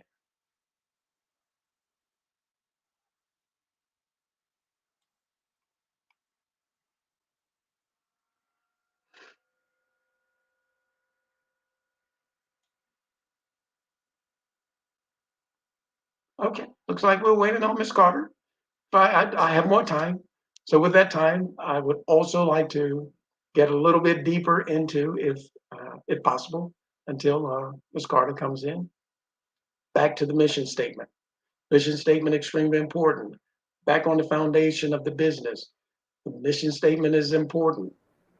If not, well, let's take your own assessment with your own company if you have employees or team members. Start your study and ask, what is a mission statement? And explain it. I think about the interviews I've gone in when I was, different jobs. No one ever mentioned the mission statement. A lot of places it's very difficult to even find the mission statement, but it's extremely important to the company because everything is built upon it. And we want that. We want to ignite our team. We want to engage our team. We want to excite our team because we understand when we engage, we excite, we ignite our team, the mental attitude goes up as far as those team members engaged in their work. And if they're engaged in their work, they're going to be engaged with their external customer. And it goes right back to the formula. Mental attitude is one of the segments of the formula, one of the elements of the formula. The quality of the service, that's another element of that formula. We're all trying to lean toward increased compensation. And it goes all the way back down to the mission statement. The mission statement driving engagement, driving the ignitement level, and then driving the excitement level. And if they're excited, we're excited, things grow. In sports, when there's excitement, it's very seldom do you have a really excited team and they lose. And track and field, when I ran track and field, if you want to run faster, it's relaxed and you're excited about what you're doing. So you get engaged. You ignite, you excite, and you grow your company. And it all starts with the foundation, the mission statement. And it starts with why? Why did you go to work? Was it just for a check? Why your team come to work? Is it just for a check? It needs to be more. And we as leaders, we help our team members gain more. Yes. Yes. I'm sorry, Ms. Carter. Listen, no, I think it's key when you talked about people's missions, because a lot of people, I find, at being in business, don't revisit the mission enough to keep the cohesiveness with the team members. I'm building a different level of teams right now, and I'm telling you, I appreciate what you just said about the balcony view of leadership. Looking at the quality of leadership, we look at it, but I think sometimes because of the hustle and bustle of life that we forget about, even just acknowledging the goodness of the leadership that is within those who are part of our team, because they help to make our businesses work so well together when we have the quality of team that we know how to nurture. I have meetings every single week because I know how important it is. But embracing the leader within, talk a little bit more about embracing that leader within. Yeah, embracing that leader within is our capabilities, because that's what's driving us. That leader within is our strengths. We are all born with certain strengths. Unfortunately, we don't tend to try to figure them out to be able to articulate them. A couple of mine, of course, is achiever. I must achieve something every day. I understand that. So when I'm engaged in work, I must achieve something every day. Another one of my strengths, education. I must learn something every day. Those are two of my strengths. Deliberate. I don't just do things, it's for a reason. So when I engage those strengths into my work, I'm more engaged. Those are the things that lead me. So I must embrace those things which are in me so that then I can become a better leader. Because now I will try to find those things out in other people. What are their strengths? And then we build upon those strengths because that is their leader within them to embrace. That's awesome. And you have a leadership training? We do. We do leadership training, yes. And with our leadership training, it's really hands-on, a lot of hands-on. Okay. One, because we understand that you first must know the way to show the way after you've gone the way. And we understand that our team members know the way because we're there with them, shoulder to shoulder. And a lot of times, unfortunately, leaders aren't. And a lot of times we'll say, well, we don't have enough time. We have to find the time because, again, we're building the team. A brick mason can't say, I don't have time to teach the apprentice how to put together a great foundation for a building because the building's going to collapse if they don't know what they're doing.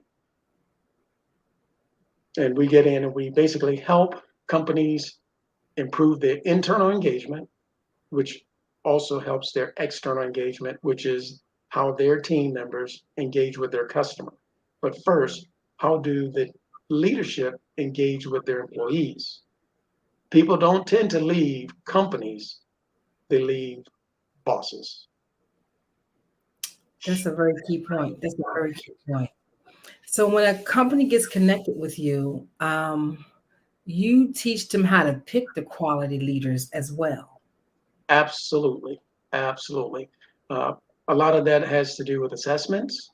And is it very interesting? My wife is in the mental health industry, and also she deals with social services as far as human services. She has a book out that in transform your reality by removing the mask. Yes. And of course, we tend to mask.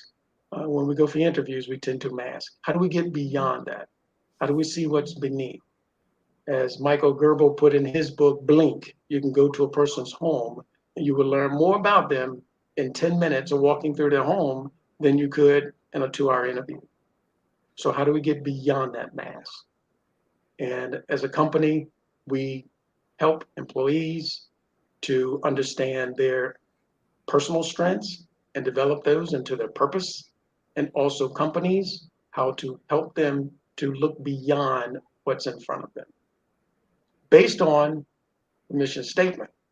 Sometimes we just hire because we need to fill a position. No, we need to fill the mission. That is so well stated. And I've had the pleasure of working with your wife, so I know she's phenomenal with taking off the mask and the different layers of mask that we carry from the interview. You know what I mean? Showing up who we really are, who we think we really are, right? And then getting to the time where 3 months down the line, you don't have any coping skills. Another 3 months down the line, the certain skill level that you have, it's time to level up. You know what I mean? So exactly. Training that is needed in leadership is so key, as you know, Mr. Virgil, because a lot of people are not able to step outside and look at themselves from their leadership, leadership skills, and don't always realize that the leadership skill set that you had 2 years ago is not going to make the cut right now. The leadership skills you had prior to the pandemic is not going to work right now during post-pandemic, going into something new, So how do we get in contact with you? Yes, you can reach us digitally by going to cmvcommunicators.com, or you can give us a call at 757-986-0750. And that's 757-986-0750. Awesome. So just before we close, just one more quick question. When a person comes to you, what's the path that you take them through initially? And I'll give you an example. If a company comes to you and they're in the startup stages, and they may just have themselves and maybe an assistant, what's the phase that they get to go through from the beginning? Just to kind of give us a little understanding, because I know a lot of the entrepreneurs listening right now, some of them in startup stages, some of them are definitely well on their way and have built their teams, but it'll make no difference what level you're at. We need to have qualitative leadership happening within the company. Exactly. So we first look at an assessment, like you said, 1 or 2 employees, to see that basically they work together innately as a team. Also, as far as the projections of goals, where you are now and what your projected goals are. And back to the mission statement, how is everything you're doing now, where there's only 2 of you, based on the mission statement? And we know it's based on the mission statement because you can quote it. Because every single thing you do, let's go to a book, and of course you can get it. It's called Start With Why by Simon Sinek. Everything starts with why. Does both employees understand why they're in business and what they're trying to accomplish? And looking at the equation, I'm looking at what they already have in place. They have their business. They're looking to make compensation. What service are they providing? What's the quality of that service? What is the quantity of that service? Mm-hmm. And then, of course, we call in if they have contacts to see what that engagement is like. If you call me on the phone and I'm representing my business, the first contact is that phone call. And you're going to assess a lot about my company based on that call. If you engage with us electronically, you're going to start formulating opinions based on how we engage with you. So we're looking at how that company is established, what they're trying to accomplish based on their why, based on their mission statement. And then everything is based upon that. And it's different. It depends on the company. Some companies are delivering products. Some companies are engaging with people. So it's a little bit different based on what they're supplying. Do you find that a business plan is definitely required? Do you help people build a business plan? Absolutely. A business plan to a business is a game plan to a team. I doubt if there are any NFL teams that come in on Sunday and they don't have a game plan. Mm-hmm. They have several, because if this doesn't work, we're going to do that. And if they do this, then we're going to do that. And the same thing with a business. That is the game plan for the business. Awesome. I just rewrote my business plan, I think, for the 6th time because, it grows. You know what I mean? You visit it and you see that you've checked off some boxes and you've accomplished some things, but it's progressive, and I don't think a lot of people fully understand what you just explained so very well. You have to have a game plan. A business plan is a game plan. If you don't have a game plan, how do you have qualitative leadership? It's back to the same thing. Yeah. Exactly. How do you get from point A to point B if you're traveling on vacation and you don't have a plan? I mean, that's GPS. That's basically your GPS for your business. Where you are versus where you're trying to get to is your business plan. Absolutely. Thank you for answering the questions today, Mr. Virgil. Can you give us again how to make contact with you? Because I know your services are highly needed And a lot Yes. of times we don't understand how important it is to improve engagement, not just to show up as the boss and the CEO, but the one who is reachable, the one who is touchable, the one who wants to engage with you and help build leadership all around the business in order to make it thrive and really have the longevity of success that we all truly desire. Exactly. To engage with us, you can reach us at cmvcommunicators.com. You can also call us directly and speak to us, and that is 757-986-0750. And that is so important what you spoke about, absolutely important, because with a two-person business, that is the foundation of that business, and everything goes in whatever direction based on those two. Awesome. Thank you so much. And tell your wife I said hello. And it's such a pleasure to meet you online. Thank you for all that you do as well. Genius is coming. You're welcome. And I'll see you on the other side. Thank you. You're welcome. The Black Business Expo's mission is to raise funds for high school seniors going to college or K-12 entrepreneurs. This expo is a fundraiser for students. You may now go to www.blackbusinessexpousa.com to donate to the scholarship fund or use the Cash App that's on the screen now. Here it is, $BBXUSA. Our goal is to give laptops and up to $5,000 to 10 students. Students can register online at www.blackbusinessexpousa.com. Go now, because every dollar counts. So we want to remind you to donate to the scholarship fund. We want to thank our Black Business Expo USA sponsors for August of 2023. NC 100, Moody Capital Partners, Suede Soul, Lotus Richer Coaching and Training, Carolina, Virginia, Minority Supplier Development Council, Step Management, BHS and Associates, Margie McLean Foundation, Inc., The Genius is Common Movement, Earth Essentials, Malaine Shawnee Global, Executive Women's Success Institute, The Quality Coaching Company, Superwoman Business Services, Creative Force Studios, Lee Entertainment, Artistic App Design, The Breathing Experience LLC, and Black Business USA. Genius is common, and I'll see you on the other side. Did you know that approximately 333.34 million businesses exist today, according to a report from 2021? And you may be one of those businesses, or maybe you're not in the business market yet, but you're aspiring to be a business owner. Well, guess what? You're in the right place at the right time. Because let's face it, everything is about timing and opportunity. Hi, my name is Dr. Lotus Richer, and I'm the CEO and founder of the Lotus Richer Coaching and Consulting LLC, along with the Lotus Richer Ignite Show.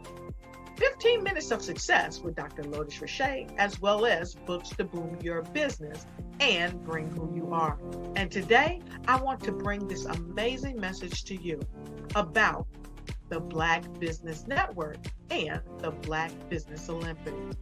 See, the Black Business Network and the Black Business Olympics is designed to help people just like you, that's right, that look like me, to take their business to the next level. Not just in your front yard or your backyard, but globally. The Black Business Network and Black Business Olympics is designed not to just help you survive, but to help you thrive.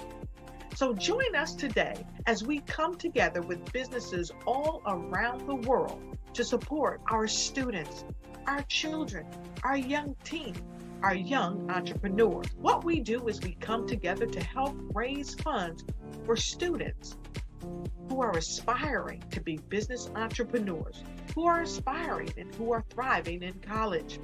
We endow them with a wonderful opportunity to gain scholarship of either a laptop or several thousands of dollars.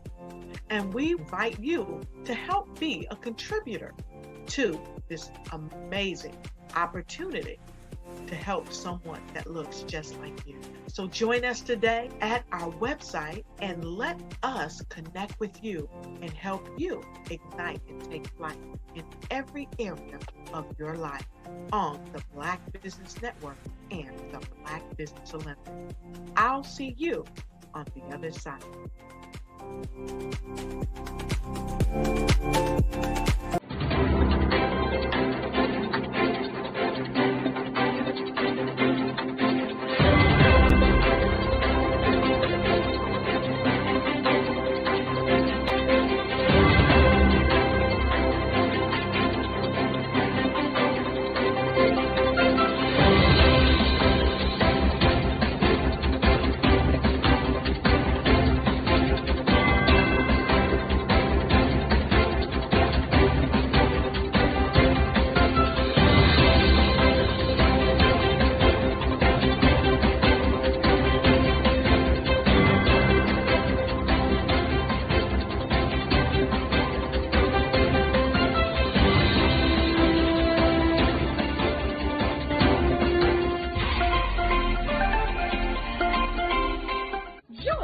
Dr. Eric Kelly III and a host of phenomenal speakers from all around the globe for this 7-day virtual event that you don't want to miss. The mission of the Black Business Expo is to raise scholarship money from kids all the way from high school all the way from college. The Black Business Olympics is one of the largest Black business showcases in the world. It is an opportunity for businesses and companies to showcase their businesses globally. We are going to be giving away laptops up to $5,000 away to students. Again, I'm Olivia Appleberry, the founder of 2 Cents Finance and one of the speakers for the expo. I am so excited to see you there. For more info, go to www.blackbusinessexpousa.com or call 919-308-9090 and hope to see you there. I am Black business. From the moment I wake until the time I sleep. Yes, I am Black business. I am Black business. Tell me, are you Black business? I am Black business. Do you support Black businesses? Listen, I support Black business because I am Black business. Black Business Expo, one of the largest business showcases in the history of Black business in the world. The world! Sign up today at www.blackbusinessexpousa.com or call 919-308-9090. I am Black business. I am Black business.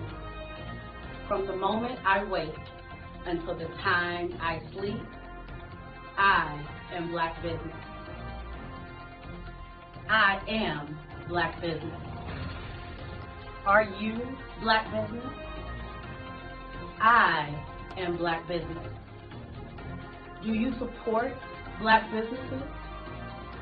I support Black business because I am Black business.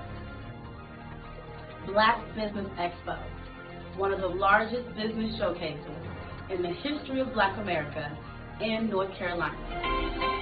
Join Dr. Eric Kelly III and a host of phenomenal speakers from all around the globe for this 7-day virtual event that you don't want to miss. The mission of the Black Business Expo is to raise scholarship money from kids all the way from high school, all the way from college. The Black Business Olympics is one of the largest Black business showcases in the world. It is an opportunity for businesses and companies to showcase their businesses globally. We are going to be giving away laptops up to $5,000 away to students.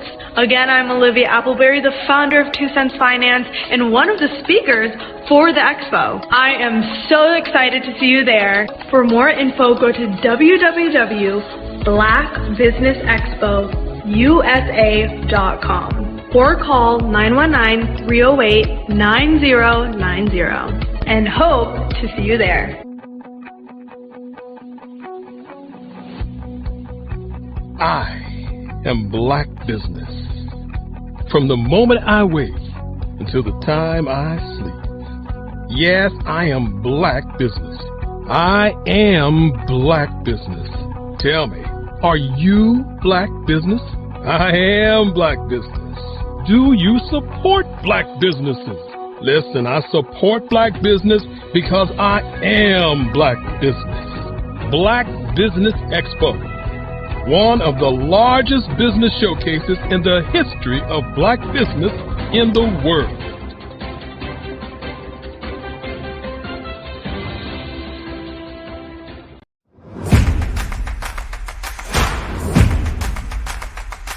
Ladies, if you're a person who continually pours out, you won't want to miss this upcoming event. October 13, 14, and 15 at the Holiday Inn and Suites in Ocean City, Maryland, where we have a power-packed lineup of ladies who are going to pour into you. If you need to increase your impact, your influence, and your income, this is the event for you. Don't miss the power of sisterhood. These ladies coming from around the world to network and connect with you. Don't miss it. How do you get the information? Glad you asked. Go to barbarahsmith.com and click the link. All the details there. Don't miss Sisters Inspire Sisters to Advance, October 13, 14, 15 at the beautiful Holiday Inn and Suites in Ocean City, Maryland. What you know and I know together can change the world. I want to see you there.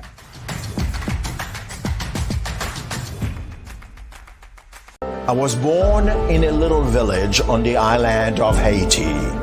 Many deadly diseases pounded me. It is as if they were on a mission to end my existence on this earth. I refused to give up. In 1983, I left Haiti and came to the United States of America. And I came with $5, 2 shirts. I didn't speak in English. I came to Atlanta. I got a job. I was a doorman. I was a doorman with a dream. What I used to do, I used to come on stage. I'd rehearse this moment that I'm standing in front of you. That's the power of a dream. Maybe today is the day you begin acting as if you already have it. And then step out with full force. Take a risk. No condition is permanent. Don't let your situation distract you. You are chosen. You are called. You are born for a purpose in this life.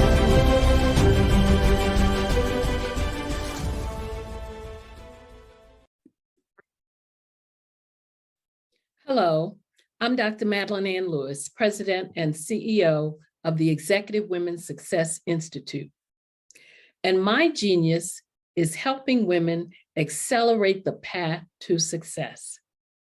You know, I was blessed to have strong women in my life who encouraged, motivated, and pushed me to do my best and to never even think about giving up on my dreams.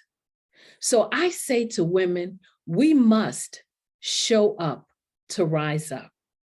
We have talents and potential, but who will see them if we don't speak up and get noticed? I know that women are a tremendous resource on this planet, and there is nothing more fulfilling than helping a woman tap into her full potential. I do this because I want to be a part of helping as many women as I can to show up, to rise up. I do this because genius is common.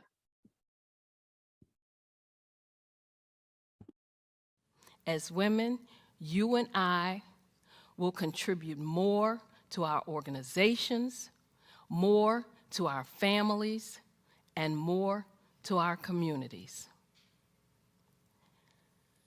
When we show up to rise up, everyone wins.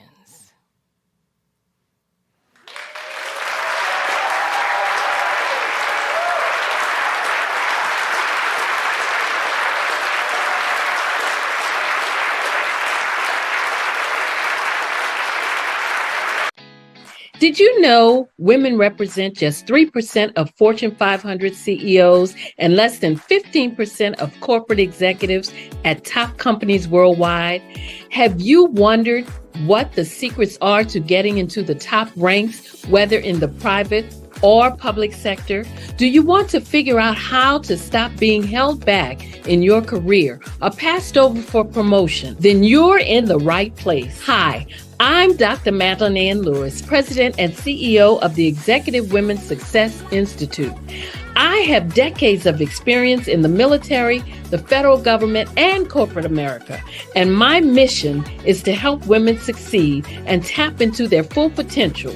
I want to reach 1 million plus women around the world to become the leaders they are meant to be.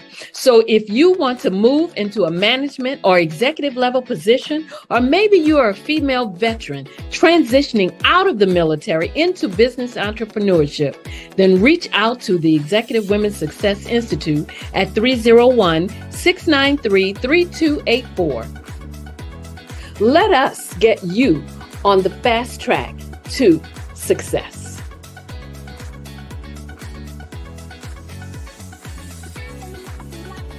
I'm Ramon Ray, founder of Smart Hustle Magazine and smallbiztechnology.com.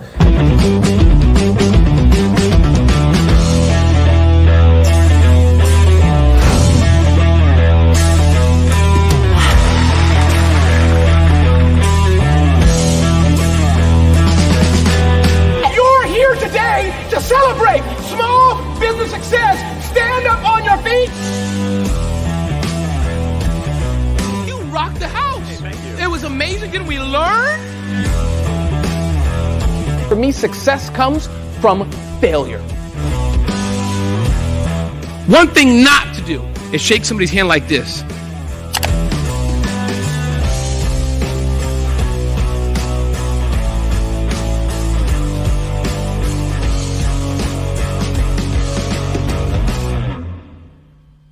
Absolutely. So our coaching program help people that have the lack of time, that lack strategies, and lack the confidence to go after their dream life. So we help them implement tools.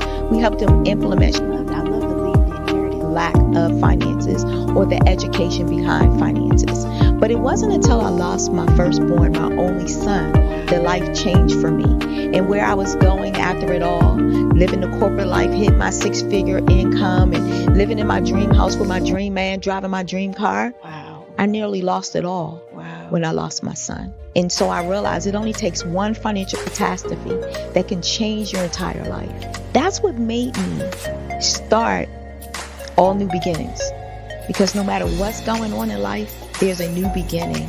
And because of that, we develop a program called Wise Minded. My little slogan is, don't just dream it, let's live it. If they want to connect with you or work with you, what is the best ways for them to be able to do that? Well, for my social media guru, you can connect with me on every single social media platform as Tanya T. Wise.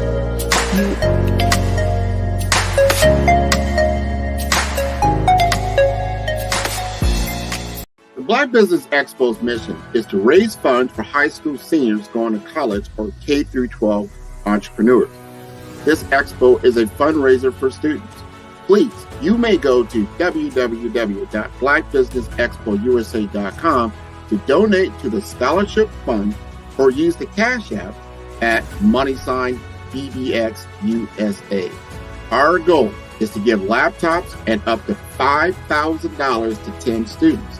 Students can register online at www.blackbusinessexpousa.com. Every dollar counts. Please donate to the Black Business Expo USA Scholarship Fund.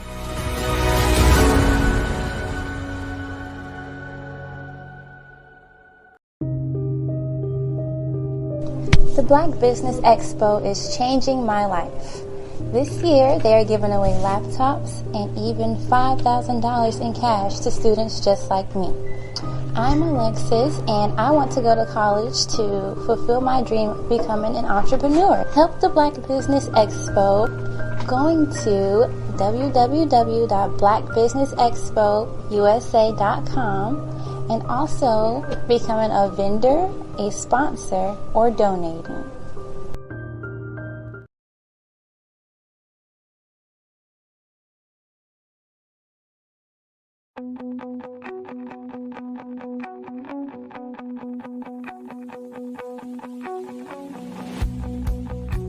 I am Black business. From the moment I wake until the time I sleep. Yes, I am Black business. I am Black business. Tell me, are you Black business? I am Black business. Do you support Black businesses? Listen, I support Black business because I am Black business. Black Business Expo, one of the largest business showcases in the history of Black business in the world. The world! Sign up today at www.blackbusinessexpousa.com or call 919-308-9090. I am Black business.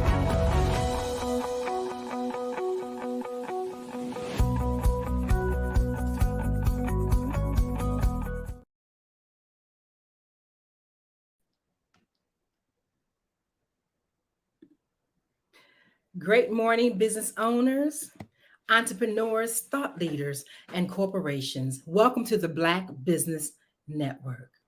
I am your anchor today, Eliza Carter, emotional freedom practitioner and CEO of the Breathing Experience, LLC.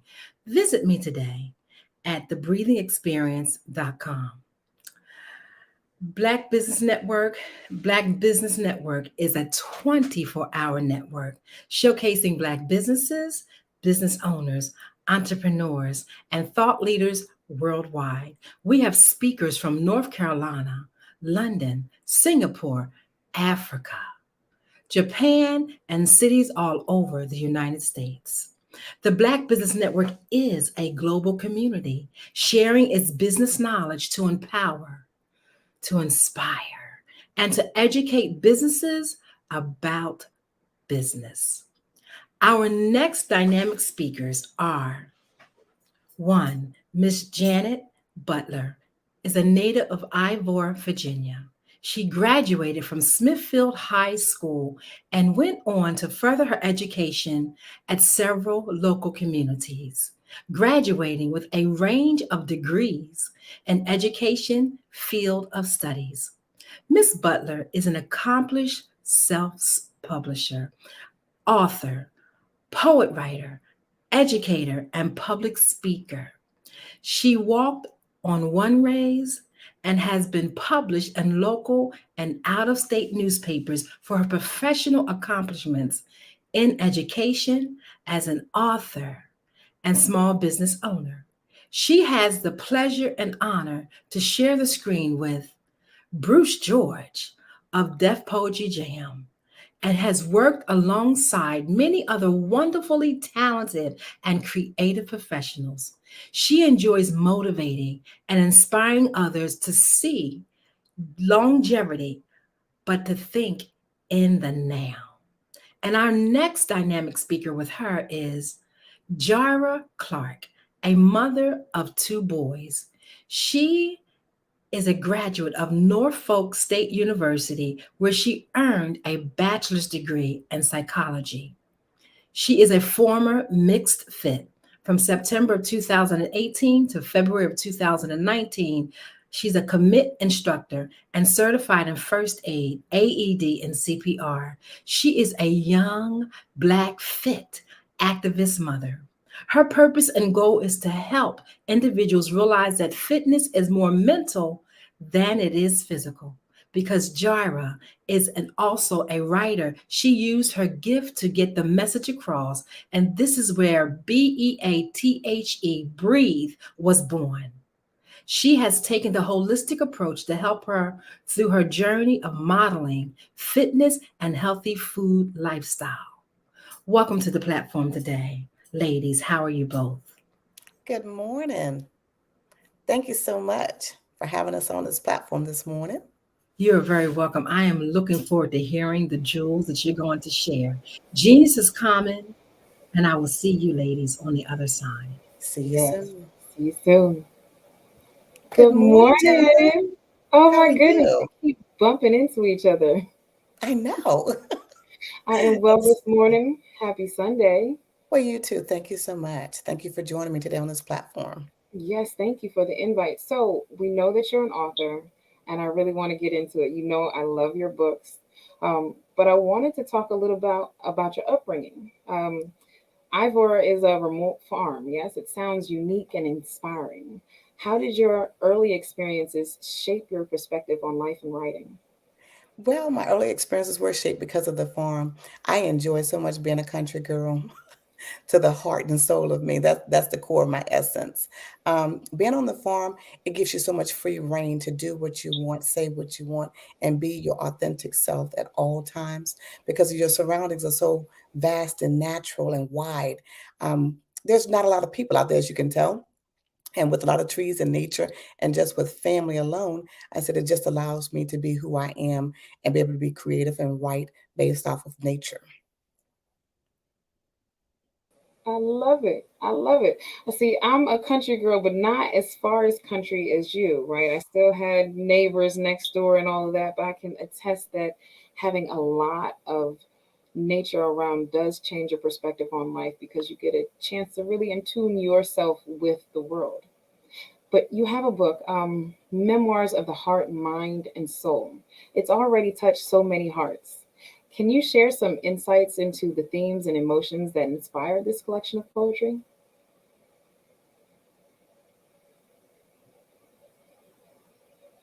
Uh-oh.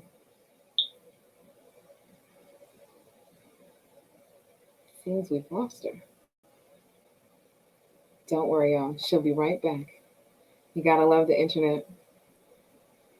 I do apologize. I'm back. Hey, I told him you would be right back. I know. This internet service, I tell you. Yeah, and that's what I said. You can't trust it. So Yes. the question that I had was your book, Memoirs of the Heart, Mind, and Soul. It's already touched so many hearts. Would you mind sharing some insights into the themes and emotions that inspired the collection of poetry? My poetry was started because of my grandmother ultimately telling me to write things down. For some of you that do know and some that don't know, I've been on a lot of platforms explaining myself and who I am as a person and how I became into myself as an individual later on in life. That started out with the journey of being a select mute. And so, with that being said, me choosing to turn my voice off, if I had to communicate in some form of fashion. And my grandmother told me, well, if you're not going to talk, then I need you to write your information down. So she gave me whatever was handy at that time. It could have been an envelope or a piece of newspaper, a newsletter, anything. And I would just write my information down and she would read it and respond that way. So that allowed me to feel comfortable being that select mute, but also expressing who I was and what I needed at that time in a different form. And of course, it becomes cumbersome trying to keep up with paper or reading things, back and forth. So she gave me my first journal. And I just started logging everything in there, and she would read it later on, or I would bring it to her and she would read the information, off of the paper that way. And I just had a lot of journals later on in life. And when I turned 18, I just became who I knew I wanted to be. It was that sense of freedom, that sense of legality, saying, oh, I'm 18, I have the autonomy to do what I want to do. I'm free. So those kind of things come to mind very quickly. You're reining back in. Of course, you had to go by law with a lot Right. of things. But just as an individual, I found myself writing a lot more and understanding what words actually meant and how it felt, how I felt as a person to release those things onto paper. I would voice a lot of things. So a lot of things didn't even get on paper because I would speak to myself in my own private times or just say it out loud, or if I'm talking to a person with with the conversation, some things I just can't jot down at that particular time. But I just enjoy the journey. But there's one poem about the remote farm that I just love. And this one is titled, it's in my very first book. It's titled, All in a Day's Work, Glory in the Morning, for it's a new day. Happy to see the sunrise, hearing the roosters crowing, waking me up to start my day. I spring to my feet, scuffle to the bathroom to splash water on my face. I feed the cows and take their milk. I feed the hens and take their eggs. Pick fruit from vines and trees, grapes, tomatoes, berries, apples, oranges, and cherries, filling baskets with nature's treats. Shuck the corn, pulling from the ground potatoes, tomatoes, carrots, and onions, all in a day's work. And that's usually how we started our days. And especially on the weekend, it was no exception. Still at the crack of dawn, we'd get up. Because grandmother used to always say, ain't no rooster in the hen house like the one on the fence. And and that saying was because at the crack of dawn, your day begins when that sun comes around the horizon. You have all day to get so much done. Even though there are 24 hours in a day, you have at least 12 to 15 hours a day that there's something that you can do to be productive. That's correct. Oh my goodness. So, one, thank you for sharing that poem with us. It was phenomenal. And as an avid reader, you can see the books behind me. I love kids' books because of the vernacular that is typically used in them. It's higher than what maybe the children are used to, but that I've always said is because of the fact that the adult is supposed to inform the child, hey, this word means this, and your writing was just so whimsical as a kid. Like I can see you getting up, and I love the word scuffle because you're not really running, but you're not walking, you're getting there quickly as possible. It sounds very childlike. I can hear the youth and the innocence in your writing in that. I enjoy getting up in the morning. I still get up early in the morning, and I think about my grandmother and grandfather and my dad, how we got up on the farm all the time. I have this internal alarm clock. No matter what time I need to get up, I'm up. And I'm usually never late. And when I am, that bothers me because I like to be there early to prepare. I don't like to be rushed. I want to make sure there's time for error and there's time to correct those errors. So for me, getting up is not a problem and then enjoying the entire day. Yes, and those words that you were talking about, using the word scuffle, because that's how you feel in the morning. You're happy to get up, but you're dragging because you just don't have that mojo. People have to get that coffee going. Me, I just got to get the engine warm. So for me, I Right. take my time, going around the house like I told you before, open up the blinds, let the sun come in and enjoying that moment. Go to the front room and open those blinds and look out at the cars that left the parking lot. And here I am still here, kind of like you say, scuffling around and getting things done before I leave out because my day starts the moment that I get up, but I cannot leave my house in disarray or disorder because that leaves clutter in my mind for the day. I absolutely love that you said that is a lesson that I'm trying to impart on my children. A little bit of balance because sometimes you can leave the dishes in the sink. It's okay. It's not going Mhm. to hurt anybody. However, you shouldn't make a habit of leaving the dishes in the sink because then that's poor practice. I absolutely love that. And now you mentioned earlier about how you were a selective mute, and I find it very interesting that that is a commonality amongst women.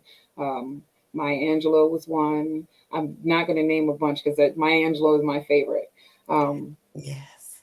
But Yeah, she sticks out for me. She is one of my favorite authors, and I do relate to her. And like I said, our journeys were similar in some form or fashion as far as the select mutism came. But for the most part, her journey was a little different because she felt hers took a life, and it was the cause of that.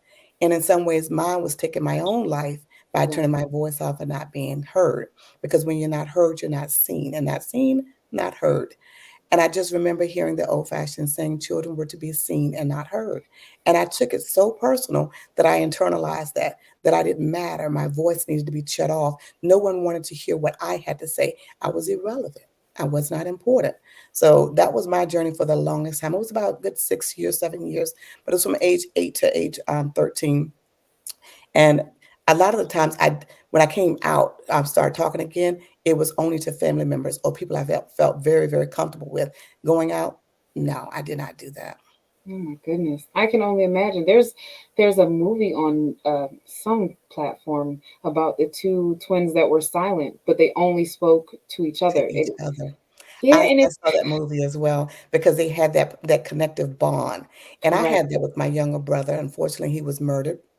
And I Mm. ended up caring for his son for several years until he went back with his mom.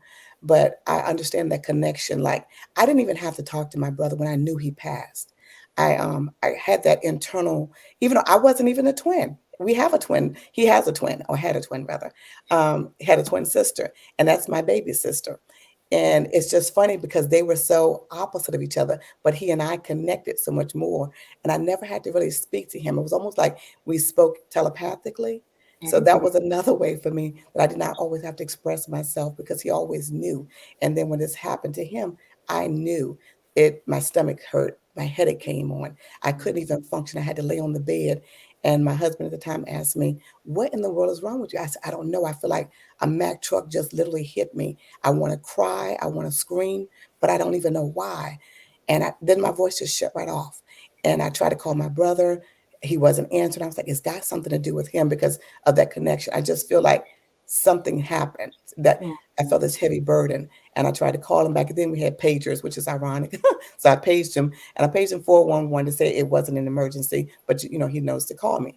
But then he Right. didn't call me. So I paged 911 acting like it was an emergency so he would call. He still didn't call. And that was totally out of character for him. And Right. so when I found out later on that afternoon or evening rather, that he had been murdered, it was devastating. It was very devastating. Oh my goodness. Yeah. So many times in your life you've been pressured in a way to kind of just silence yourself. But it's interesting that that may have been the way to kind of get you to self-reflect and really truly learn yourself. And again, it's not God is funny in that way, right? Where he puts us in these places to learn these things, especially at such a young age. Um, but then you produce your book, Shh, don't tell all of it, just some of it. I love that title. I always have to say it with the shh. And I get tickled every time that somebody says it because one, they do it the way that you just finished doing it.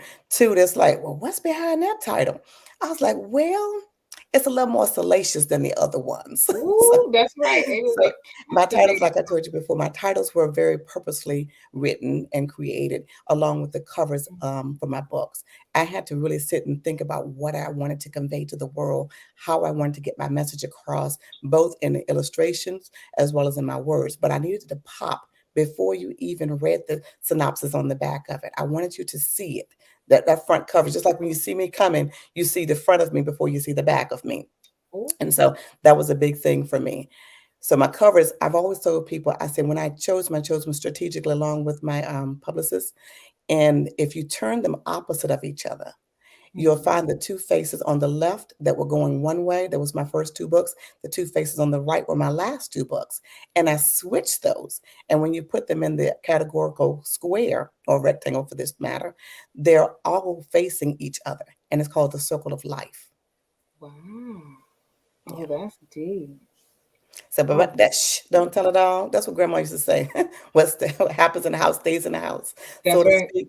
And that was a big thing for older folks back in the day because it was a form of respect, but it's also saying that, don't go out here and embarrass me. Don't show your hind parts because I'll have something for you when you get home. So it was to tell some of the things that happened so you can relate to me, but you also understand who I am as a person, as an author. But then also, there are some things that are just too personal that I don't need anybody to know or don't want anybody to know. I haven't opened that door for the public to see. I've opened it in other arenas privately for the people that matter and are, close to me, that have that communication, that connection with me. So they know those things behind me and know how to, walk with me in my truth. I love it. Now, your book, Quote Me from Mind and Heart, is about sharing wisdom and life lessons. Can you tell us some of the key messages that you want to convey through this work? The key message is this one is a funny book because it came from quotes my grandmother used to say. And we know grandmothers are so serious most of the time. And my grandmother was that person, but she's the matriarch of the family, but she had a bunch of children around her. So there were some times that she just had to be who she was. And that truth being some of those quotes that used to come out, and I'm like, where in the world did she get that from? Like, they don't even make any sense. Like, who in the world says from the root to the toot to the boot, please don't shoot? My grandmother. and, then, and then I got like the one that says, ain't no rooster in a hen house like the one on the fence. That's her. Because we're getting up at the crack of dawn and she's saying that rooster that's on that fence, that's the one that's not in the hen house being lazy, sleeping, letting the day pass by. He's getting things done and he's waking up the community. He's making sure things are done in an orderly fashion. He knows when the sun rises. He knows how much time he has. And that's a leader. And that's who I choose to be. Oh, I love that. And see, I love that it's correlated with time because I teach my kids that Malcolm X told men, right, specifically, they should value their time the most. And that's why he wore a watch. So I always tell my son, is know your time, not because it's, time is irrelevant technically, but your presence matters. So you got to be where you're supposed to be on time because we need you. Absolutely. To me, it's a sign of respect. Respect me, respect my time, because I'm giving that time to you. I've set it aside. People are always talking about how busy they are. You're never too busy to make time for things that are purposeful and intentional for you. But when it's for you and about you, you'll always find a way. But when it's about somebody else, they put you by the wayside. So you have to respect you enough to say, look, my time is too precious and too valuable for me to be wasting it or setting it aside to give you this amount of time and I could be doing something a little more productive. And I look at my time as I always schedule things out. It doesn't always go as planned, but I have a plan in mind and I have things scheduled. So if you plan on talking with me or speaking with me or using my time, please don't disrespect me. All I ask you to do is use communication.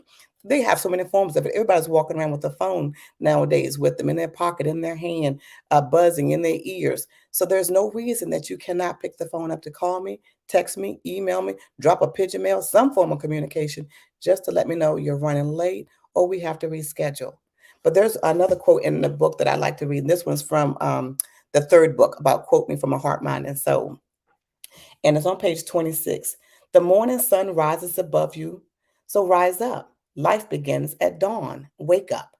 So not only are you waking up, I need you to rise up because you can lay in the bed and be awoke and get things done. Yes, but is it productive? So I want you to use every piece of that time. And the last one I want to read from that book is called The Day is Almost Over. Boxes still unchecked? That's okay. There's still tomorrow. Being you, being who you are is often uncomfortable, but being who you aren't is miserable. And that's when I say walk in your truth and be authentic. Be who you are. When I show up, I'm not trying to put on a show, a facade, or anything. I'm showing you the real me. I don't want to have to unveil anything later, unmask anything, or slowly let things slide by the wayside. And then when you finally see me, you're like, who is she? Or I can't believe I like that person. No, because you're going to like me at the beginning, or you're going to hate me at the beginning, or you're going to grow to love me like, okay, she really is truthful. I'm not brutal by any means. But please, if you ask for my opinion, know that it's just that, my opinion. It is not fact or foe. It is simply my opinion that you asked for. So I feel like you respected me enough to ask for it. I'm going to give you a respectful, responsible answer. I absolutely love it. And I love that you are taking these quotes from your life because I mean, my kid's godmother was phenomenal. She gives me these little knickknacks and she got me my quotable kit. So I do the same thing. I'm writing down the things that I'm like, what did you say? And I can't wait to later compile them and be like, here you go. This is remember who you are. These are the things that you said when you didn't even know the Who you power of were. what you were saying. You know what I mean? You Yeah. were just saying it because it felt right in that moment. And so that's why, so when I got a lot of things from my grandmother, it makes me think about all the quotes that she said. And I would always ask her because I was an inquisitive child, still inquisitive as an adult. So I don't try to ask questions just to be filling time or, like, oh, the sky is blue. Why is none of those frivolous questions? I want to make sure I'm making a point, drive it home because I'm engaged in the conversation. And I really want to understand you as the person who's communicating it with me. So I tend to ask a lot of questions. Some people are not, too keen on that and think I'm trying to challenge them. Not by any means. I'm not trying to challenge you. I'm just trying to get to understand where you are and what your thought process was when you thought about this. And so I would ask my grandmother, and she was okay most of the time answering those questions. But every now and then you got things you got on your list that you got to get done because you got 5 or 6 kids running around the house here and there, or your Right. grandkids, because your kids are grown and you're raising a third generation of children in this household. And so now you're kind of tired. You kind of want to release the reins to the children and, let them kind of take over because we were old enough. But I've learned so many life lessons.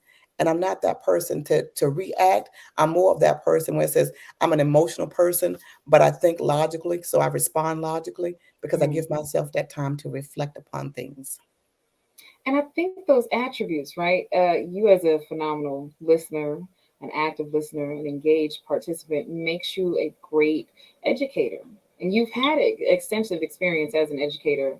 How would you say your role in education influences your approach to writing the themes that you explore in your books? It's interesting because I met a lady about 3 or 4 years ago. Two, matter of fact, two that have influenced in such a different way. One gave me the life lessons and saying, remember, you can't change the person. So you either meet them where they are and accept them for who they are, or you have to move a different way because it's not meeting your needs. And I just kind of like, no, no, no, I'm good. But I really had to come home and really think about it. And I called her later on that evening and I told her, I said, you know what? I said, you are so right. Like I'm giving and giving and giving, but it's not being appreciated or reciprocated. What part am I missing? I'm missing the part where I'm trying to give so much that I'm overlooking the part the person doesn't appreciate it, doesn't know how to. And can I meet that person where they are?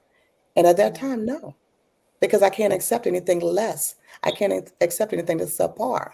And for education, I met another young lady who I was reading an email one day. And I was all to pieces about this email because I'm like all in my emotions. Like I said, I don't react and I don't respond to it. I'm just all in my feelings. And I was like, oh my God, like I don't even know my job. I'm not doing this. I'm not. So I took it all very personal. So I took it to this person because I knew this is another authentic person in my life that I can get the truth from. She's not going to sugarcoat it. She's going to give me a straight shooter. It's going to be what it is. So she sat me down. She's like, tell me more. And I'm like, I just told you, I read it. She's like, no, tell me more. How are you feeling? I said, I told you how I felt. I'm all the pieces, blah, blah, blah. I'm going all these details. She said, yes. Okay. So now you've had that to get it out. You've got it out your system. And I'm thinking, no, I haven't. I'm just getting started. But she says, now read the email again, but this time slowly. So I read it slowly. She would stop me at certain points. But to say that is to say this, is that take the emotion out of it. What is this person really trying to convey to you? What is it that they're looking for? What is it that they need from you? And I kept looking and reading and looking and reading. She was like, okay, I'm gonna go ahead on and finish typing this email up and I'm gonna ask you that in just a few more minutes. So think about that. So I'm kind of like ticked, like, okay, now you ignore me and set me up. I gotta respond. But I was like, okay, no, I can't respond because I'm in my emotions. I read the email, I took all the emotion out of it, and I even went to so far as highlighting the key points. And so I told her, and she says, and that's all they need. She said, forget about the rest of it because they couldn't convey it in just those simple terms. They had to give you all of it for you to get the nugget of it. And I said, okay. So every email that I read now and things that I hear, I'm really, really more in tune. So I would say things are life lessons, but I love the people that I surround myself with because even though the lessons are hard, I have to take it. I have to receive it and I have to sit with it. And I just think about it and ponder over it. And I'm definitely an overthinker. So I still have to go back to that person and say, well, I'm looking at it from this point of view and from this lens, this perspective. And they give me a lot of insight. So I enjoy that, even though it's painful. I know I have to go through that process. I love you. You know I'm into fitness. So when you say pain is part of the process, I'm like, yes, yes, Yes, that's right. it It is. doesn't matter where the pain is. It could be mentally, it could be Exactly. emotionally, it could be physically. It is part of the process. Mhm. Everything that we have ever experienced in life says a rainy day will come. It's not Yes. if it's going And to I've come. also known Will you don't always have to prove it. Even though you're right in a lot of situations, or you come. think you're right, and you find the proof to be right, do you even want to be right? Does it really matter? Or is it your happiness that matters? Or even if you gave that person the information and showed them the receipts, as they call them, are they even going to receive that? So is it Right. worth you spending that amount of time on it? So I've chosen to, shift my energy and like, That's okay, well, I'm gonna let that go. Let you have that one because I know better. And the other day, I was like, I had a little downfall. So you're going to have some back spirals too. Got that's right. another one of those emails. And I knew I was right because it was in print because I printed it out because it was your email. And I have to print them out so I can have a hard copy to write on. So I'm looking at the document, I'm Oh reading no. it, and it's only like 10 words. So it's not that hard and complex. Right. And I highlighted and I was like, okay, I'm sorry. I said, I don't mean to bother you with this email. And I get the point that I'm not supposed to do this, and I won't do that again.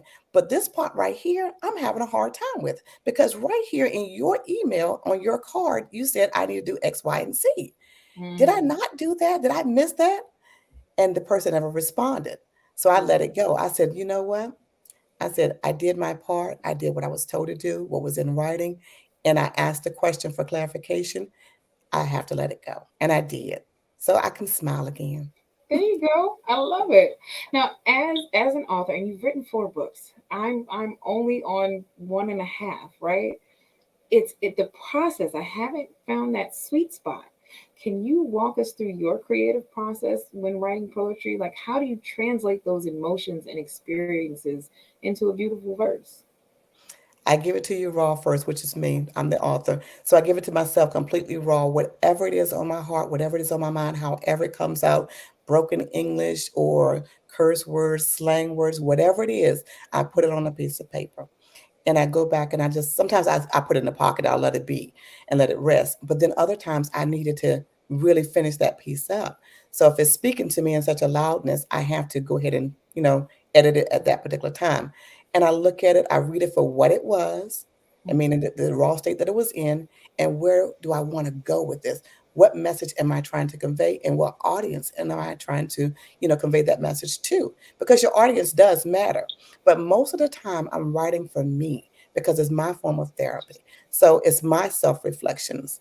And in my last book, when I chose to write it with my brother, my daughter, and my niece, that's when I asked them to give their perspective. Since I was including so many authors, because some of the readers have kind of gained my trust and understand where I'm coming from. But now Right. I have incorporated 3 other individuals who have a different insight or a different perspective. So what are they going to think now with mine having a message, but nobody's understanding their message? So I wanted them to write their piece of poetry and put a blurb underneath. What was their perspective when they wrote it? What were they feeling? What were they thinking? And it was just a blurb. It could be a quote, whatever they were thinking, whatever they were feeling, but was reflective of that poem that they wrote. Ooh, I love that. So, as you see the art in the background, I love attending art and things where there is a person who created something. Because then you, as the observer, we get to come in and look and make our own aspect. But I like to come when the author or the artist is there and actually get to ask them, what was your perspective? What were you thinking when you created this? Because I like to see if I'm right or not. Exactly. I And want to know, see, did that's I why. get it? Yes. And that's the whole thing. You want to get that dialogue going. And that's why I read some of my poetry because I read it in such a way that the person that's listening, the reader or the listener, doesn't receive it the same way as when they wrote it, or I mean, when they read it. And it's more like, oh, I didn't see it from that point of view. And I've even put feelers out there to get a perspective of a couple of poems. And it was like, no, I didn't get that. Nope, thought you were mad about something. I said, really? This is where I was sitting in my mindset when I wrote it. And it was not projected towards anyone or anything. And it's Ooh. just like the hate that you give. And they really thought it was projected, even though it's talking about racist and racism, Mhm. it was talking about racism towards myself, internalized, loving me for who I am. being biased against my hips, my lips, my waist, the big bosoms, the hair, the Powerful complexion, woman. being brown skin, all of those things. Do I hate myself? I actually love every piece of me, from all the stretch marks, everything else that's going on, having a baby. I love it all. Would I change any of it? No, because that would change who I am and where I've been, and it won't tell my story the way it needs to be told. I love that. And a lot of people want to what's that movie with Jim Carrey? Eternal Spot Sunshine of a Spotless Mind. They want to erase parts, forgetting that those parts were very integral in creating you as a person. Now, you Yes. were talking about Confessions from the Heart, right? The family affair of poetry. Yes. What was the collaborative process like? And then how did it impact the final outcome of the book? Well, I got to take the lead because I had already been the author. My brother wanted me to take the lead, and he wanted to kind of be behind the scenes. But it was so funny because we were all four of us were going through a personal experience at that time. And it happened on the same weekend, miraculously. Everybody thought everybody was having fun and doing their thing, not so much. So I waited and tried to, since they hadn't called, I was just figured everybody was having fun. Let me not interrupt that with my little misery going on over here. So finally we get to talking. I was like, look, I got to break down. I got to call and find out. I was like, look, mine didn't go well. How did yours go? And then he told me, nope, didn't happen. And then our daughters beeped in, so we had to get off the phone. So we talked to our daughters, and it was so funny. We came back together. He was like, we got a FaceTime on this one, blah, blah, blah, blah, blah. So when I say blah, blah, blah, it was so much personal stuff going on. And we had to laugh. And I said, you know what? I can't do this with y'all. I can't go down this rabbit hole. I'm going back to my writing. So I said, I suggest that you do that as well, because that's my therapy. That's my way of letting things out. So we started writing. And I would call my brother and he would call me, and it would be in the middle of the day. It could be at the latest hours. We had some good on paper. Wanted to share and we wanted to tweak it. And I said, look, I got so much going on this end. I need you just to keep on writing. Don't even try to edit anything. Just keep writing. And it was so funny because he would literally call me at 2 and 3 o'clock in the morning because he knows that I don't have a bed schedule. And I'm okay with that. And I would set certain alarms so I know who would be calling. So not many callers, but still I would know. I was like, okay, I got to answer that. It's my brother. And I was like, we got enough stuff to write a book. And he's like, I know, right? Let's do that. That really was not my intention. That was just me throwing it out there. And then he kind of laughed. He's like, no, for real, we had to write a book. It'll be cool because it's a family affair. And you can get Lexi in, we can get my daughter in. I was like, okay. I said, that's cool. I still wasn't really on board. I just kept writing because that's what I knew I wanted to do, but I wasn't really looking for that next book. But he kept writing on his end. And the more that he wrote, the more that he talked to me, and the more he wanted this journey to come together, and we do it together. And I said, you know what, James? I said, we haven't done anything in a while. Let's go ahead and do that. And it was just like the heavens opened up. He was like, oh, happy. Tickle pink. And so it was a little bit to get my daughter and my niece on board, because I was like, no, I don't know, auntie. I don't know, mama. I was like, you know what? I said, when you don't know, that's probably the time to go ahead and jump in and do things. I said, don't let fear hold you back. I said, don't let the unknown hold you back. I said, I do not like change, but I fully embrace it. One, because I know it's going to happen with or without me. I choose for it to happen with me. And so that's how Confessions from Our Heart came about, because we had a whole lot of heart talking going on. So it sounds like not only are you a motivational speaker in the world, you are like the motivational speaker of your family, right? Yes. So Yeah, sometimes they come with some stuff and you be looking like, sis, are you kidding me right now? Like, I'm in a happy space. I ain't got time for this. But James, you always have something to say. You always got something witty. You know what this? Yeah. But I too run out. My engine is a little low here too. I said, what about my tank? Tell me something. I got you. What you need? I said, see, that's where you're wrong. Because you starting off, got to ask me what I need. Well, you're not listening to what I just said. So to that regard, how do you balance, right, the written word with the spoken inspiration? Because to have these gems and just fly off the handle at them, not all of them can you catch. I mean, because you in the last 5 minutes have dropped a bunch. I should have had pen and paper.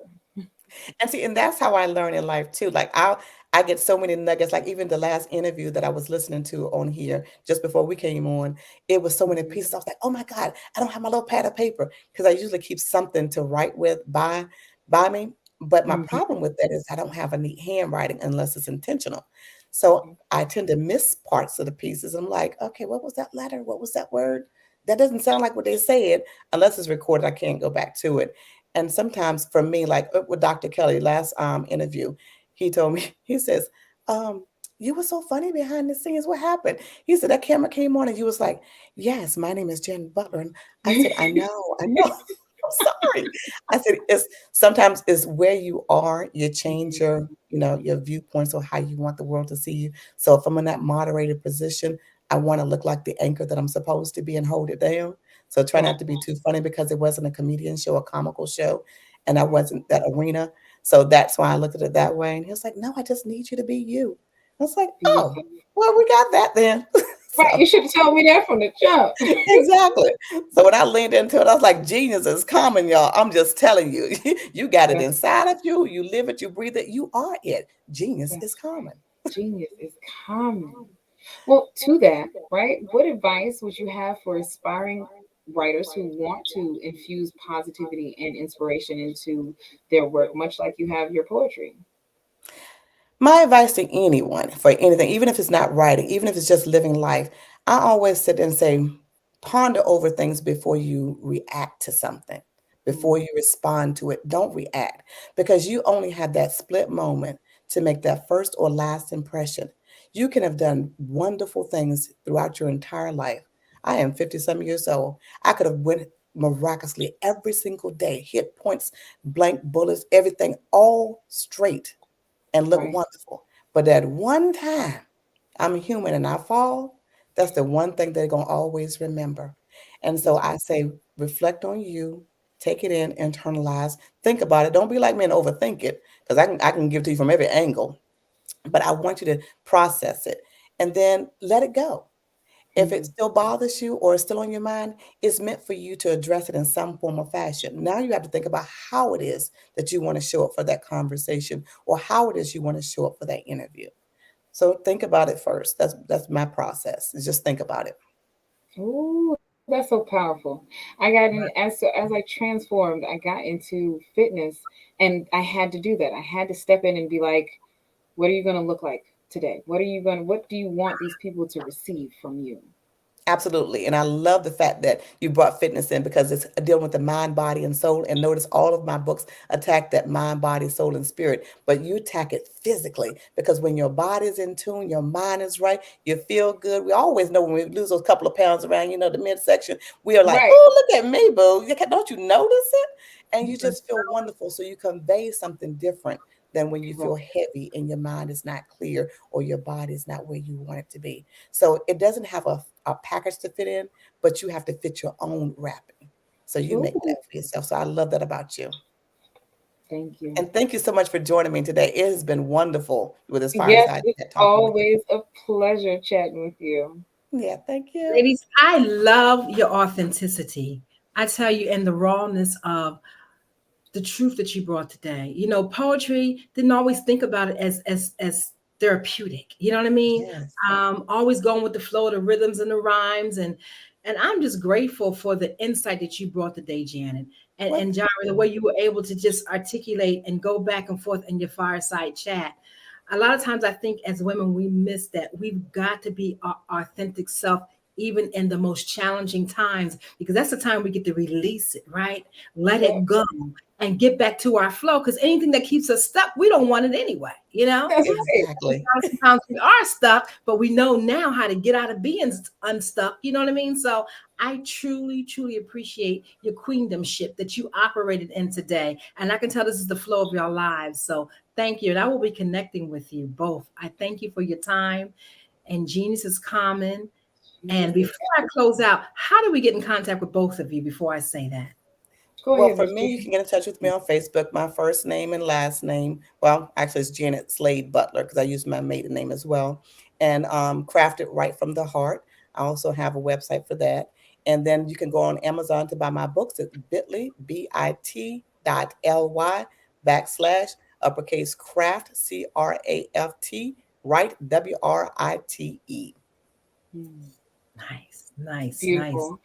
And you can find me on most social media platforms. That's Instagram, Facebook, TikTok, and YouTube at Fit Goddess Tribe or Fit Goddess Tribe Mindset, which is the Facebook account. And she is amazing. Y'all would love her. So genius is coming. Genius is coming. Yes, and I will see you both on the other side. And thank you again for your presence. Thank you, Ms. Carter. Yes, thank you. Wow, wow, wow. The Black Business Expo's mission is to raise funds for high school seniors going to college or K through 12 entrepreneurs. This expo is a fundraiser for students. You may now go to www.blackbusinessexpousa.com to donate to the scholarship fund or use the Cash App that's on the screen below. Yes, $BBXUSA. Our goal is to give laptops up to $5,000 and to 10 students. Students can register online at www.blackbusinessexpousa.com.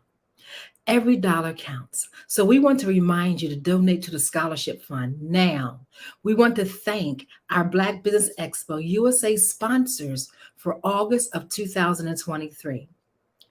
NC100, Moody Capital Partners, Suede Soul, Lotus Roche Coaching and Training, Carolina, Virginia Minority Supplier Development Council, Step Management, BHS and Associates, Margie McLean Foundation, Inc., The Genius is Common Movement, Earth Essentials, Malaine Shani Global, Executive Women's Success Institute, The Quality Coaching Company, Superwoman Business Services, Creative Force Studios, Lee Entertainment, Artistic App Design,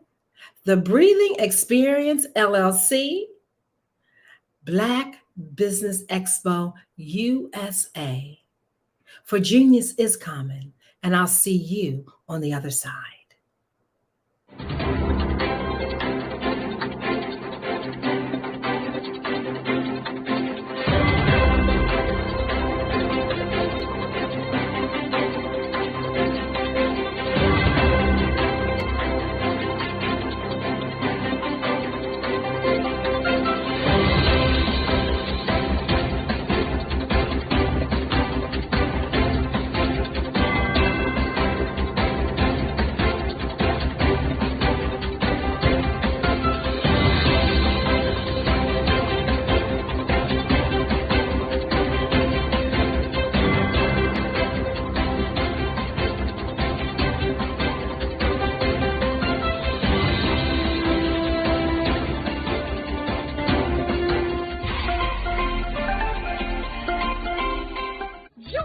Dr. Eric Kelly III and a host of phenomenal speakers from all around the globe for this 7-day virtual event that you don't want to miss.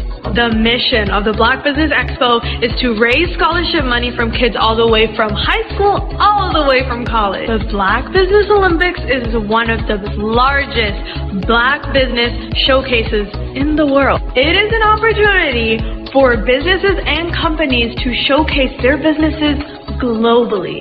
We are going to be giving away laptops up to $5,000 away to students. Again, I'm Olivia Appleberry, the founder of 2 Cents Finance and one of the speakers for the expo. I am so excited to see you there. For more info, go to www.blackbusinessexpousa.com or call 919-308-9090 and hope to see you there. I am Black business. From the moment I wake until the time I sleep. Yes, I am Black business. I am Black business. Tell me, are you Black business? I am Black business. Do you support black businesses? Listen, I support black business because I am black business. Black Business Expo, one of the largest business showcases in the history of black business in the world. The world!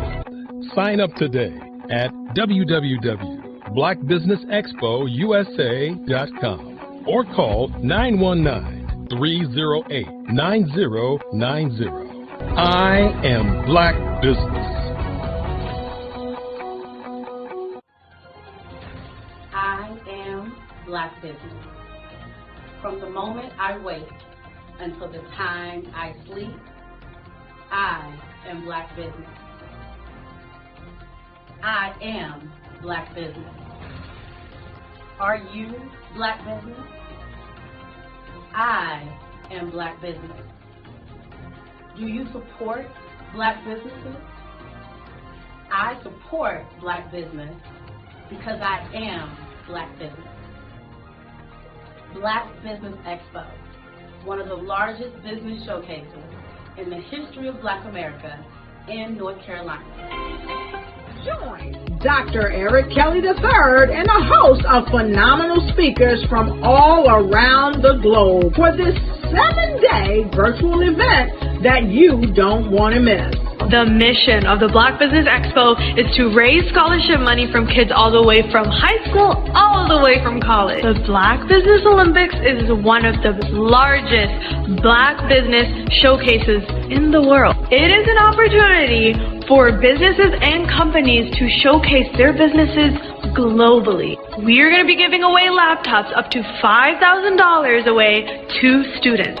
Again, I'm Olivia Appleberry, the founder of 2 Cents Finance and one of the speakers for the expo. I am so excited to see you there. For more info, go to www.blackbusinessexpousa.com or call 919-308-9090 and hope to see you there.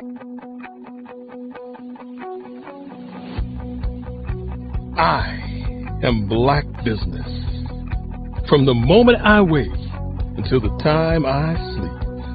Yes, I am black business. I am black business. Tell me, are you black business? I am black business. Do you support black businesses? Listen, I support black business because I am black business. Black Business Expo, one of the largest business showcases in the history of black business in the world.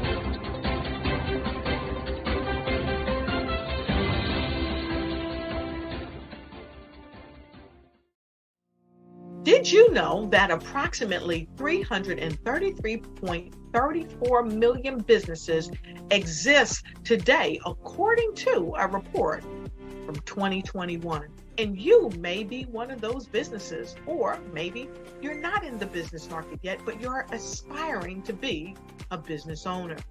Well, guess what? You're in the right place at the right time. Because let's face it, everything is about timing and opportunity. Hi, my name is Dr. Lotus Richey, and I'm the CEO and founder of the Lotus Richey Coaching and Consulting LLC, along with the Lotus Richey Ignite Show. 15 minutes of success with Dr. Lotus Richey, as well as books to boom your business and bring who you are. And today, I want to bring this amazing message to you about the Black Business Network and the Black Business Olympics.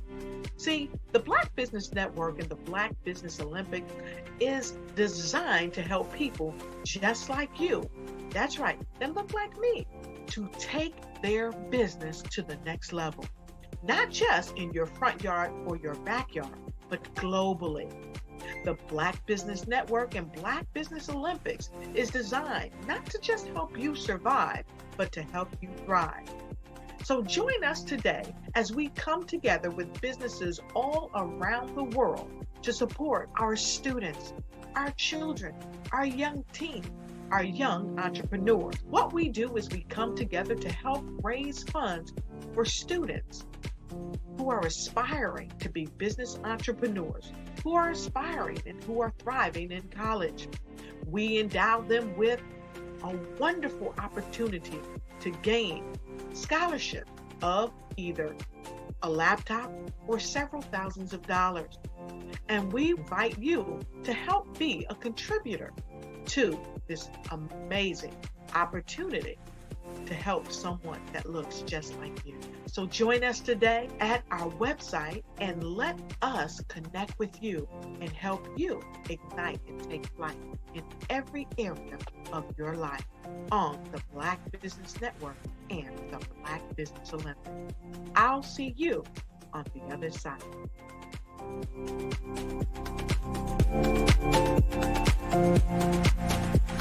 The Black Business Expo's mission is to raise funds for high school seniors going to college or K through 12 entrepreneurs.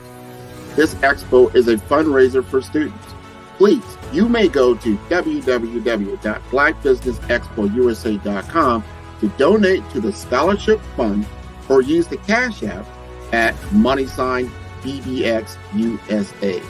Our goal is to give laptops and up to $5,000 to 10 students. Students can register online at www.blackbusinessexpousa.com. Every dollar counts. Please donate to the Black Business Expo USA Scholarship Fund.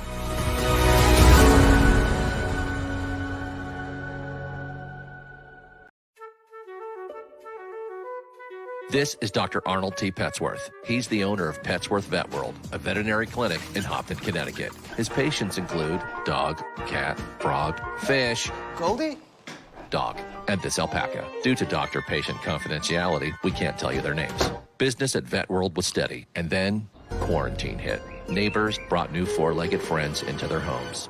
Bunnies. Bunnies everywhere.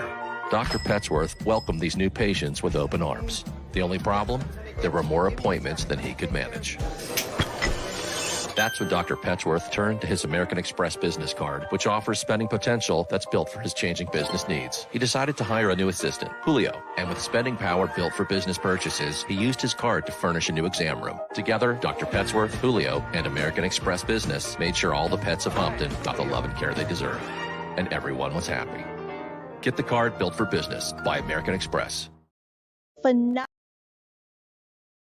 Phenomenal Tanya T. Wise, who is here from the great state of Maryland. Tanya, welcome and thank you for being with us today. Can you indulge our audience a little bit and tell them just a little bit more about who you are and what it is that you do? Well, I love being able to talk to people and have a magnetic attitude, being able to just show them. So I always like to say, level up is Coach at Tanya T. Wise here. So can you tell our audience, just give them a teaser about what your presentation will be about? So my philosophy is that we should all be living our dream life.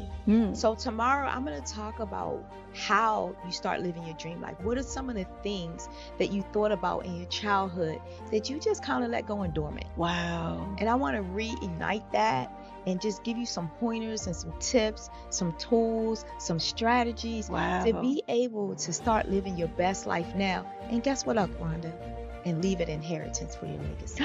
Oh my goodness. Okay, I know that's resonating with a lot of people. I've heard that you have a dynamic coaching program. Can you tell us a little bit more about that? Absolutely. So our coaching program help people that have the lack of time, that lack strategies, and lack the confidence to go after their dream life. So we help them implement tools, we help them implement strategies, as well as give them resources so that they can live their best life now and leave that inheritance. Wow. Oh, I love that. I love the leave the inheritance part. Listen, you are dropping some major nuggets, and I know a lot of what you're saying is resonating with a lot of people, but I think we're all curious. How did you even make this transition into the speaking and coaching arena? What's the story behind this? So I started out in finance, and I realized that a lot of people don't necessarily go after their dream life because of the lack of finances or the education behind finances. But it wasn't until I lost my firstborn, my only son, that life changed for me.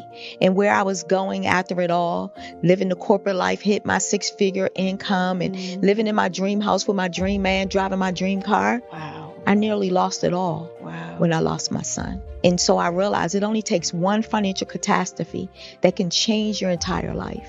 That's what made me start all new beginnings. Because no matter what's going on in life, there's a new beginning. And because of that, we develop a program called Wise Minded. My little slogan is, don't just dream it, let's live it. If they want to connect with you or work with you, what is the best ways for them to be able to do that? Well, for my social media guru, you can connect with me on every single social media platform as Tanya T. Wise.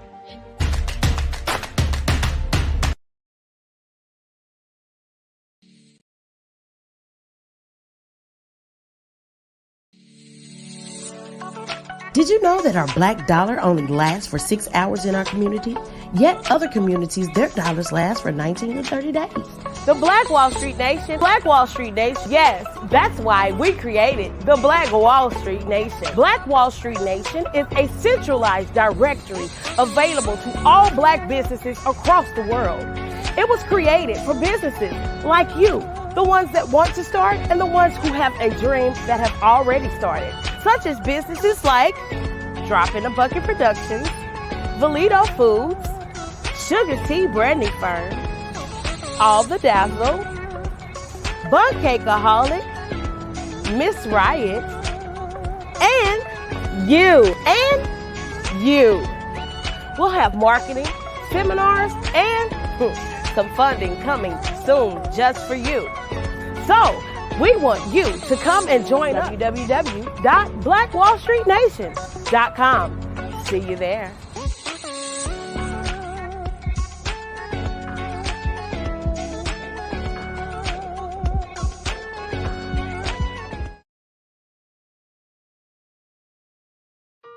Hello, this is Israel, and I am CEO of Daydreams Interactive and author of Princess Planet.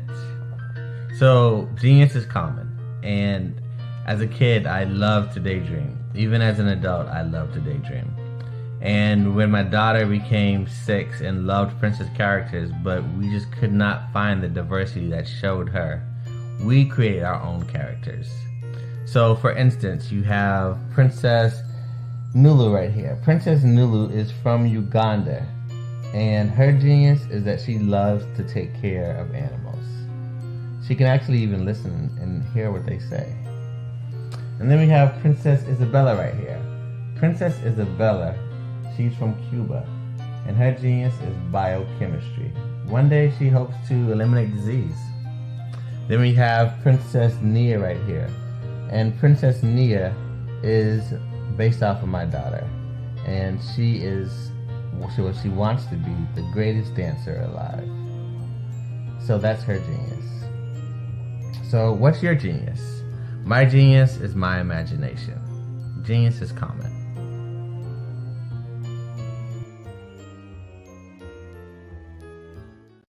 Hey guys, my name is Caden. I'm the CEO of Caden Teaches, and my genius is teaching kids about financial literacy.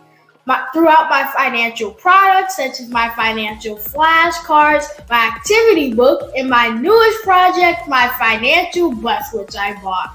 And on the bus, it has a mock bank where kids will learn how to deposit and withdraw money, a mock grocery store where kids will be able to learn how to have a family budget, and a mock stock exchange where kids will even be able to learn how to invest in stocks. Now, I decided to start teaching kids about financial literacy because I find that most kids graduate high school without even knowing the basics about financial literacy. And I feel if I were to teach kids about financial literacy, that I would be able to help kids tap into their genius.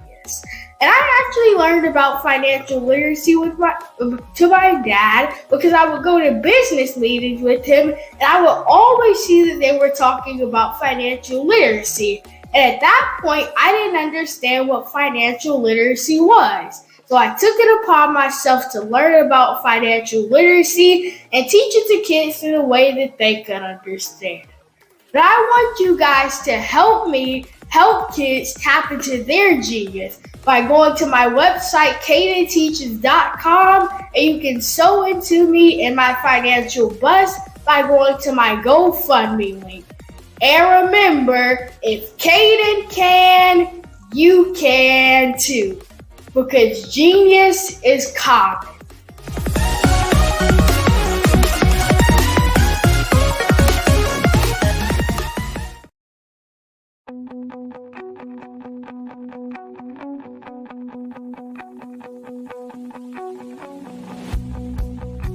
I am Black business. From the moment I wake until the time I sleep. Yes, I am Black business. I am Black business. Tell me, are you Black business? I am Black business. Do you support Black businesses? Listen, I support Black business because I am Black business. Black Business Expo, one of the largest business showcases in the history of Black business in the world. The world! Sign up today at www.blackbusinessexpousa.com or call 919-308-9090. I am Black business.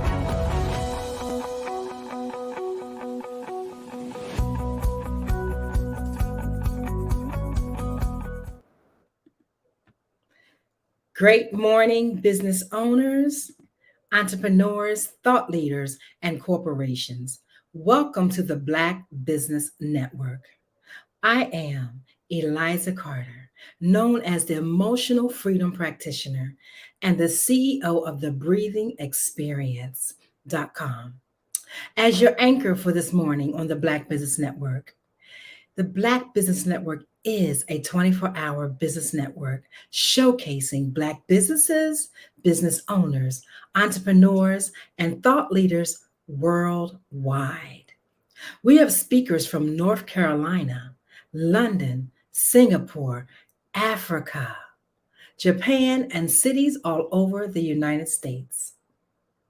The Black Business Network is a global community, sharing its business knowledge to empower, to inspire, and to educate businesses about business.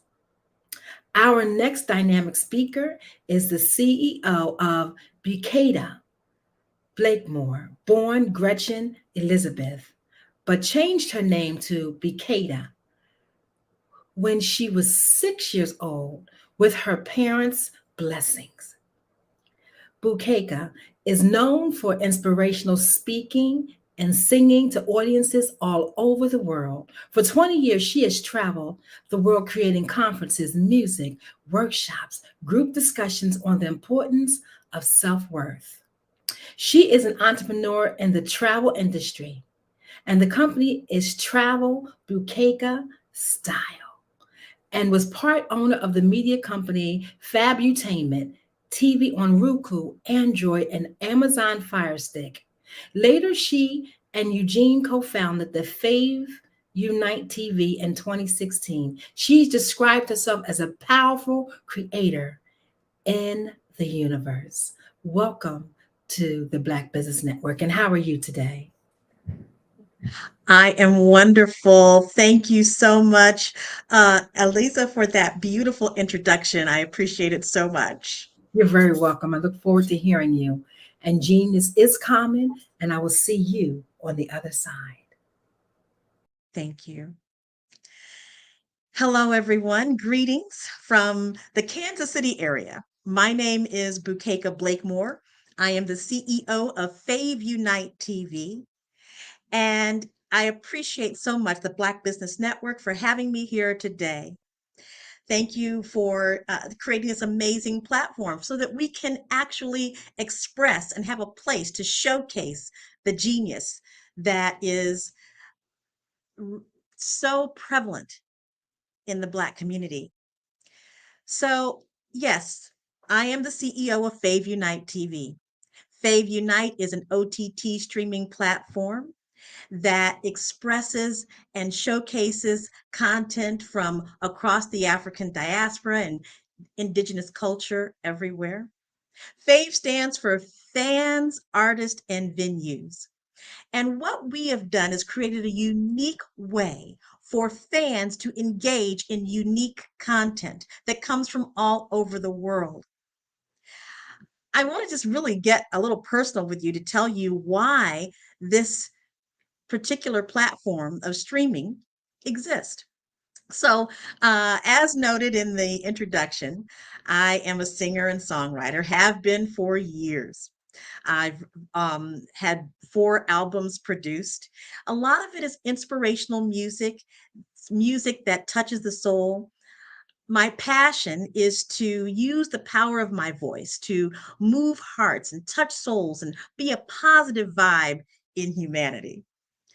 And as an artist, that's what we love to do. We love to be able to touch the hearts of people, to strike a chord with individuals and allow that music and the artistry to connect one another. Now, the industry, the entertainment industry, is an interesting platform to be in, an interesting career choice because it is very dynamic. We all have creative genius, correct? And we all have a way of being creative in the world. And so the entertainment industry is filled with content creators. And as the industry unfolds and people are entering into it with their creative genius, it can be an interesting journey. And we all have our desires as to how we want to show up in that way. We have those experiences of seeing those individuals filling up stadiums and so forth, and those individuals that are sitting in coffee houses. One of the things that was always intriguing to me is how to create an experience for the artist that is dynamic, that they can be seen and heard. And as we have entered into this massive social media experience, sometimes those voices, that creative genius can get drowned out. And so there became a passion within me to use the power of my voice to create experiences, platforms, opportunities for artists to be heard, to be seen. So I went on a journey. I went on a journey of talking to various artists, talking to different organizations, just to find a way to make this happen. Well, ultimately, I met someone who I absolutely love and adore. I met my husband, Eugene Blakemore. And when we got together and started talking about this topic, we put our heads together, wanting to see what the problem is and how can we be a part of the solution. Along comes my son, Delbert Eugene Scholes Jr., who has obviously seen me grow up in all of his life, being an artist, being a singer-songwriter, and finding a way to carve my path in this massive entertainment industry. And he, on his journey in marketing and actually chemistry as well, and finance, came up with a concept. And so that is how FAVE was born. Fans, Artists, and Venues. Now, it actually began as a concept with social media. But as we began to develop and grow, and as technology began to develop and grow as well, we decided to begin our streaming platform, Fave Unite. Fans, Artists, and Venues United. I am so proud of this company because it is family run. We have my son as our chief marketing officer, my husband, Eugene, who's the chief financial officer. We've also brought in my brother, Terry Lewis, who is an amazing chief technology officer. And then we have my beautiful daughter. Her name is Tiffany, and she is our executive admin. And then we brought in a couple of other amazing people. And though we aren't related by blood, we are definitely related in sisterhood as well as our genius. Enolia Foti, who is our chief content officer, as well as Christina Konya as our chief operations officer. We're a tight-knit group. We believe in the ability for the melanated people of the world to have a voice. Because you see, especially in the entertainment industry, there is a narrative that is told that is not ours. And so we felt that there was a compelling argument to make sure that there was a platform that could speak to the true narrative, that could tell the story of who we are, that could be a bridge for those artists and venues who need a space. And we want to provide that space. We know that there are people around the world that want to see the content that comes from the African diaspora, that comes from indigenous culture, that comes from those stories that are not told. And so therefore we have Fave Unite TV. What I love about this experience is that it is an experience. It's one where people can venture into Fave Unite TV, the Fave Unite TV world, and experience content in a new way. We also are extremely excited to have beautiful strategic partners. The first one is UNESCO Creative Cities Kansas City. Let me tell you a little bit about that organization. UNESCO Creative Cities is basically a branch of the United Nations. UNESCO stands for United Nations Education, Science, Culture Organization. And so cities around the world have been designated in particular areas: music, film, gastronomy, media, design. And Kansas City, Missouri is the UNESCO City of Music in the United States. We are the only one in the United States, and I proudly serve as treasurer of that organization. So one of the things that we do in UNESCO Creative Cities Kansas City is to highlight the musician. As a city of music, we are focused on we promote all types of music, but Kansas City, of course, has a staple, and that's jazz, one of my favorite types of music to perform. So with this strategic partnership, the content that comes from UNESCO cities around the world of music and others are able to showcase their creative genius on our platform. So when you go to faveunitetv.com, you'll see some of the artists that are reflected in UNESCO Creative Cities of Music Kansas City. Flautist Amber Underwood, pianist Angela Ward, and so many more. We are so excited to have that strategic partnership on Fave Unite TV. The other strategic partner that we're excited about is Vision Afrique Development. We're excited because they are going to be helping bring in content from all over the continent of Africa, from film to music, for podcasts, and so many other types of creative genius that we know exist on that continent, and giving the world a chance to see it from our platform. We're very excited for the collaboration that we have with these two amazing strategic partners. We also have a strategic partnership with You Think Indigo, a think tank out of North Carolina that is expanding across the globe. We're excited because of their entertainment division and our ability to work with them in having content on Fave Unite TV. This is an amazing experience that I, again, am so proud to be a part of. It really is an answer to a little girl's dream. I remember when my father, Dr. Robert Newby, asked me, "Honey, what do you want to do when you grow up?" And I said, "Dad, I really think I want to get into journalism." And, he said, "Well, that's great." And he says, "But you're a wonderful singer." And I said, "Well, got that from my mom, Joan Newby." And so I entered into my adult world as an artist. But in the back of my mind, there was always that desire to have a media company. And I wasn't sure how it was going to happen. But you know what? as a woman of faith, it came to me. It came to me. And so, as the ability to begin operating my own streaming platform, my own over the top OTT streaming platform, it came to me. And so, not only am I able to help content creators all around the world live their dreams, trust and believe I am living mine.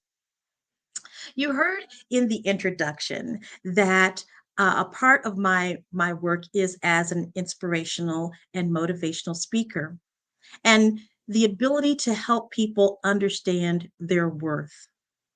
One of the things that is very clear to me, and you heard about it, or you kind of got a glimpse of my experience with self-worth entering the entertainment industry. Our self-worth is inherent. You can't take it away. It doesn't leave you because as a being, you are worthy. And that's the message that I also have on the show, Worthy of Wonderful, which you will see on Fave Unite TV. The ability to know your worth, be anchored in it, and do all that you do from that place of knowing your inherent worth is so critically important. It's important to you as an individual to know that when you wake up in the morning, you are worthy. And when you go to bed at night, you are worthy. And as you stand and live in that sense of worth, you are passing that down generation to generation to generation. Knowing our inherent worth means that we are able to express ourselves in greater ways. It means that we're able to speak more clearly, that our thoughts come from a place of knowing that we are worthy. We are worthy of having a healthy body. We are worthy of being financially free. We are worthy of having the life experience that we desire. We are worthy of living wherever we want to live in the world and being all that we can be while we're here. So, as I step into this experience of being a chief executive officer of Fave Unite TV, I step in knowing my worth, knowing that this concept, that this idea is worthy of being, that this concept of bringing people together, fans, artists, and venues in a dynamic atmosphere is worthy of being because I am worthy of being.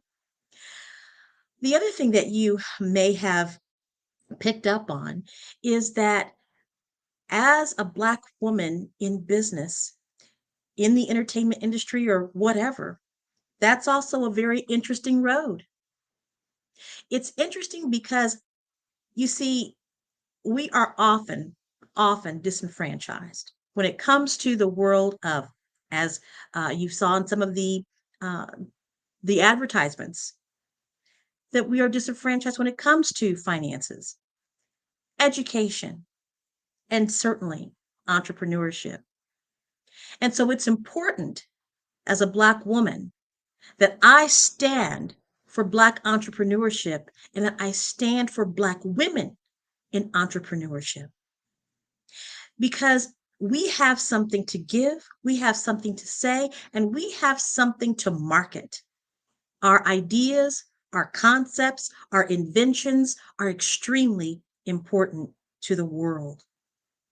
And it is important that we acknowledge that we have stepped into that world of entrepreneurship, of invention, of business ownership, because we have so many young girls who are looking at us, watching us, wondering how they're going to make their way in the world, whether they are artists, whether they are bakers, whether they are in the world of finance, whatever it is, they need to see us. They need to see us stepping out and stepping into our genius. They need to see us being bold, proactive, creative, industrious, and competitive. So I am very excited to be a Black woman entrepreneur. And I'm excited that there are more and more platforms that give us space to share that information. And that one of those platforms is Fave Unite TV. So I'm going to be really candid with you right now. We are looking for content creators. We are looking for people that are looking for a place to have their works known, for their creative genius to be seen. And so I would invite you to go to faveunitetv.com. That's FAVUNITE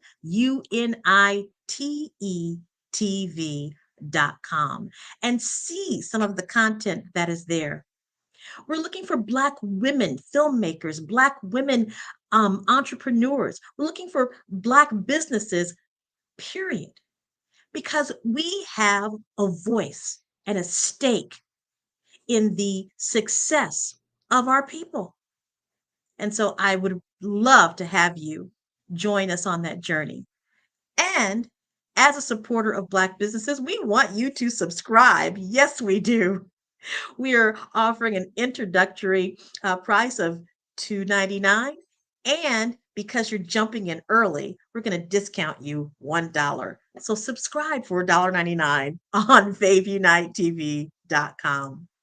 Explore the content, be a part of the platform, and as a business, advertise on FaveUniteTV.com. I want to tell you a little bit about my background. You heard in the bio and the introduction that I was born, my parents named me Gretchen Elizabeth in 1962. And that was at the height of the civil rights movement. In fact, of course, you know that we are celebrating 60 years of the March on Washington. So that's the world I grew up in. And my parents named me Gretchen Elizabeth. But because we were surrounded by amazing people from all over the world, and they had these incredible names, I wanted one of those names too. And so I just simply asked my parents, can I have an African name? I want an African name. And so my parents gave me a book that listed African names from all across the continent. And I landed on this one, Bukeka. Bukeka, as far as I can remember in that book, had something to do with princess. And as a little 6-year-old girl, well, I just knew that I was a princess. And so therefore that name was for me. And so I chose Bukeka as my first name, which comes from South Africa, from the Xhosa language. And then I chose a middle name, Bosede. Bosede means born on Sunday. So as a little girl, I stepped out of the name Gretchen Elizabeth and stepped into Bukeka Bosede. So I really wasn't sure how impactful that was until I became an adult and started telling people that when I was 6 years old, I changed my name from Gretchen Elizabeth to Bukeka Bosede. And that was compelling to so many people that it inspired me to tell the story more and more and more. Eventually, I did travel to South Africa and I met with a group of ministers. We were sitting at a table at the Novalis Ubuntu Center in Cape Town, and each person giving an introduction of themselves. When it came to me, these beautiful smiling faces said, how did you come to have that name? And I told them, well, my parents named me Gretchen Elizabeth when I was born, but when I was 6, I chose the name Bukeka. And they told me, Bukeka, because you were such a little girl when you chose that name, believe me, you were ordained by God to do something wonderful. And I have felt that way ever since. So, as a woman in business, in entertainment, that has grown up in the most powerful time in our history, I bring a certain element to entrepreneurship. I bring the element of having and telling and adopting and choosing a narrative that speaks to me. I bring to this industry a unique voice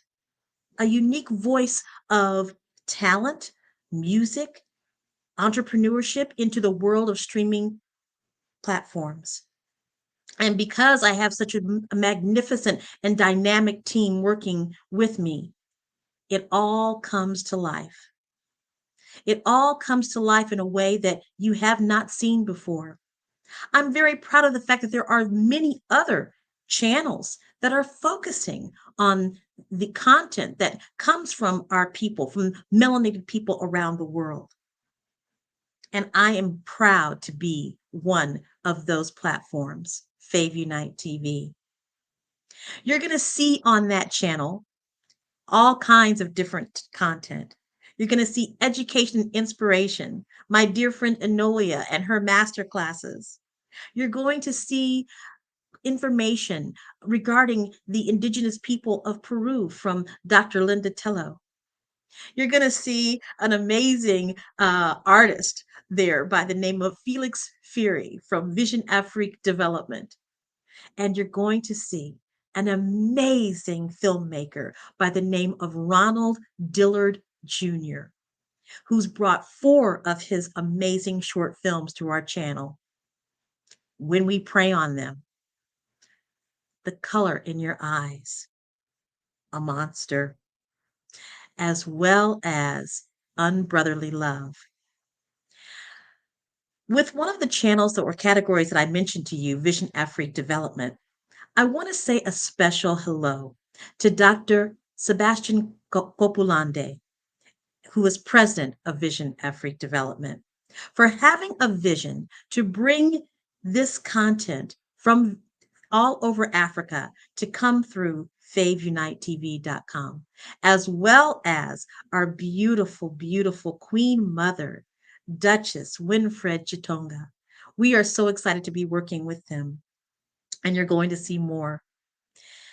You see, it is time, my friends. It is time to subscribe to the narrative of our own. It's time to set our sights for greater ways of being seen in the world on this new frontier of streaming platforms and taking control and taking back our power to express ourselves in our own way. This is an important time in our history because this time in history means that we must have a platform that not only tells our future in technology, in finance, and in other ways, and in particular creative ways as well, but to be able to have a platform that showcases our history, that talks about the things that we have contributed to all areas of the world throughout the diaspora. This is the time. Now is the time to express our true selves to the world so that they know beyond a shadow of a doubt that those of melanated skin have been and always will be an important factor in the expression of humanity. My passion is to use the power of my voice, again, to be a positive vibe in humanity, to use the power of my voice to express love, joy, peace, and harmony, and to use the power of my voice to be a way that people can connect to one another. So, how do you get onto FaveUniteTV.com? Well, you first need to go to the site, FaveUniteTV.com. And then you're going to see various ways in which you can see content. First of all, we offer a way for you to browse through the content and just see what's available. You're going to see that under the preview in the menu, and you'll go to browse. There's also ways that you'll be able to see specific things that are coming through from different parts of the world in our screening room. And then, as you described, when you describe to Fave Unite TV with your $1.99, you're going to be able to see other content that is not necessarily available on the open to everyone and browse section. We're going to be having dynamic events and places for you as content creators to showcase your content. One of the things that I think is very important for content creators to know on Fave Unite TV is that we take it upon ourselves to make sure that wherever we are, you are too. So we're here to help you get yourself exposed in all different types of ways. Now, there are lots of content creators out there that have millions of followers, lots of viewers, and they're doing a great job of monetizing themselves on different platforms. And then there are those content creators who have a few pieces that maybe don't have that, haven't reached that level of viewership and fans. And so we're here to help you do that. Of course, we're here for everyone, for those that have millions of viewers, as well as for those that just have a few. Because again, this is about bringing everyone together. This is about bringing the fans, the artists, and the venues together.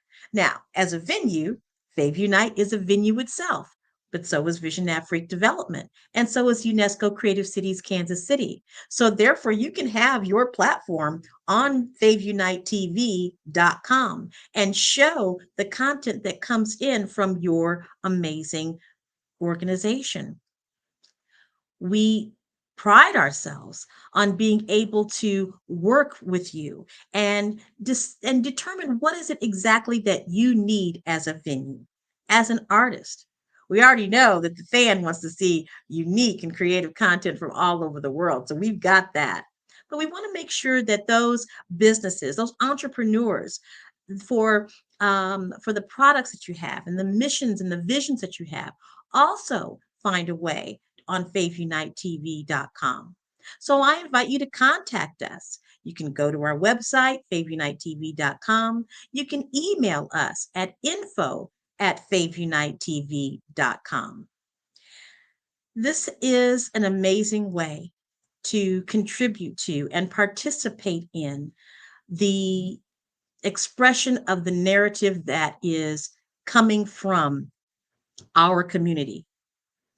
It is a beautiful way to see all kinds of different content from around the world that expresses who we are in humanity. I think one of the things that we find that's a little bit challenging in this world of streaming is that there is a lot to offer, and we see the big ones as the go-to, right? I mean, I'm just going to say it. Everybody thinks that, well, I need to, all the filmmakers and so forth. And well, if I can get my work on Netflix, if I can get my work on Hulu, if I can get my work on these major platforms, wouldn't I be a success? Well, let me tell you something. There is a place that wants your content, that wants your films, that wants your music videos, that wants to bring you to a place where you can meet your fan up front. And that place is FaveUniteTV.com. So we are a platform for success. And what we want to do is we want to be that bar. We want to say, for this type of content, this is where I want to be. I want to have my content on FaveUniteTV.com because it is a representation of who I am as an artist and as an entrepreneur. And that's important. Because what happens is if you discount what a Black streaming channel has to offer by making these others very, very well-known platforms as the standard, then what are you saying about yourself? What are you saying about who you are as a melanated individual if your content can only be seen on platforms that don't necessarily reflect who you are? I want you to know that we are here for you, that we are here for you in the most dynamic way. This is important. This is important. We are looking for new as well as established artists to come to FaveUniteTV.com. The world is big. There is so much to offer. We are creative geniuses all around the world. We want you to know that you can come to FaveUniteTV.com, that you are supported. For those of you that are musicians, we have UNESCO Creative Cities of Music. We have Silly Money Records, our own record label. We have so many ways that you can connect with us through helping you improve what you're wanting to do as an artist, from educational platforms and classes and ways that you can learn more about how to improve your craft. Come to FaveUniteTV.com. I want again to say thank you so much for Black Business Network. This is so important. This is what the ancestors whose shoulders we stand on appreciate so much. And I thank you so much for having me here. Mrs. Bukeka, I'm serious. I am so elated with you. And I'm going to tell you why. You are the answer to so many people's problems. You know, we have been looking at these other networks as though we need to be connected with them because they had a certain standard. But if we don't bring our own standard to one another and raise up platforms like the Black Business Network, Fave and Unite. I just went to your website and I am so grateful to be connected with you from this day going forward, because I just started emailing people saying, you will not believe who is on the Black Business Network this morning, because we seriously have needed for such a long time. You know what I mean? A platform that, I'm not saying there's not other ones, but the way you have spoken, you know what I mean, and have ignited the understanding that you're looking for creative content. You know what I mean? You're opening yourself that we can now say, I know those who are working in behind the scenes and their platforms looking for an opportunity of what you are bringing, even myself. I'll tell you, you made me sit back and think about when you changed your name. I changed my name. Very few people know that. I took my middle name and made it my first name, and made my first name my middle name, because growing up, I did not believe that name fit me. And even though my middle name meant one of God's most precious gifts, that's why my father and my mother named it. But I'm telling you, you bring women full figured to the front. And I'll tell you why. It's because, as we know, Black women's businesses are the fastest growing businesses. But how much are we really growing? You know what I mean? If we're not connected and unifying ourselves together, because you've got the juice I need. I got some content I can bring to you. You know what I mean? And so uniting, the name of the company was so well put together. So well put together. I'm telling you, Miss Bukeka, wow, wow, wow, wow. Thank you so much for allowing us to stand up. You know what I mean? Because I know, you know, if we don't expose ourselves more and more on this beautiful platform, the Black Business Network, then we understand we've been in the back far too long. We have the keys to the kingdom to do what we need to do for ourselves, because nobody can do it if we don't do it for ourselves. So I am so grateful. Can you tell us the website again, just so everybody hears it? Well, thank you so very much. It's been an absolute pleasure. I just can't thank you so much for having me. And again, if you're wanting to get to FaveUniteTV.com, just go ahead and email. Again, that's info@FaveUniteTV.com. And of course, the website is FaveUniteTV.com. And this has been a real pleasure and delight. And I hope I've answered all your questions. You have. I believe you took us down a journey to understand, once again, that this is the platform that can be exposed to the entire world. You've already been doing the legwork. You've already put the vision and brought it forward, you know? And so now it's just for us who've been looking and waiting and building to just let it go. Connect with you, faveunite.com. If we have an email or question, we can go to info@faveunite.com, and that is faveunite.com. I am just blown away today with the information that you shared and the genuineness for understanding that we already are worthy. We are already worthy. We are already worthy to operate in the highness of our beings. We are some of the most highly gifted people in the planet. And we need more opportunities to unite, to use our gifts, our talents, and our core strengths to be the greaterness of what we have been chosen and picked out to be. And you've said it so eloquently well. So I'm so grateful. I will be right there on faveunite.com. I'm telling and sharing it with my inner and outer circle, because I know the value that you've expressed today is the answer to our prayers. You are in the right place at the right time. The Black Business Network opens again for its Black Business Olympics, a 24/7 broadcast on business, strategies, global branding, social media marketing, finance, advertisement, and much, much more.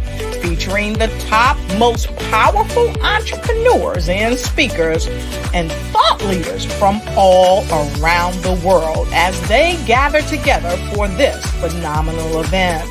Join the Black Business Network streaming live into the metaverse, STEM City, USA, Black Multiverse, Pod TV, Roku, Hulu, iHeartRadio, Apple TV, YouTube, TikTok, Instagram, Google Podcasts, Facebook, LinkedIn, IBM TV, Spotify, and Twitch. Tune in today and be a part of this amazing movement. The Black Business Olympics welcomes you.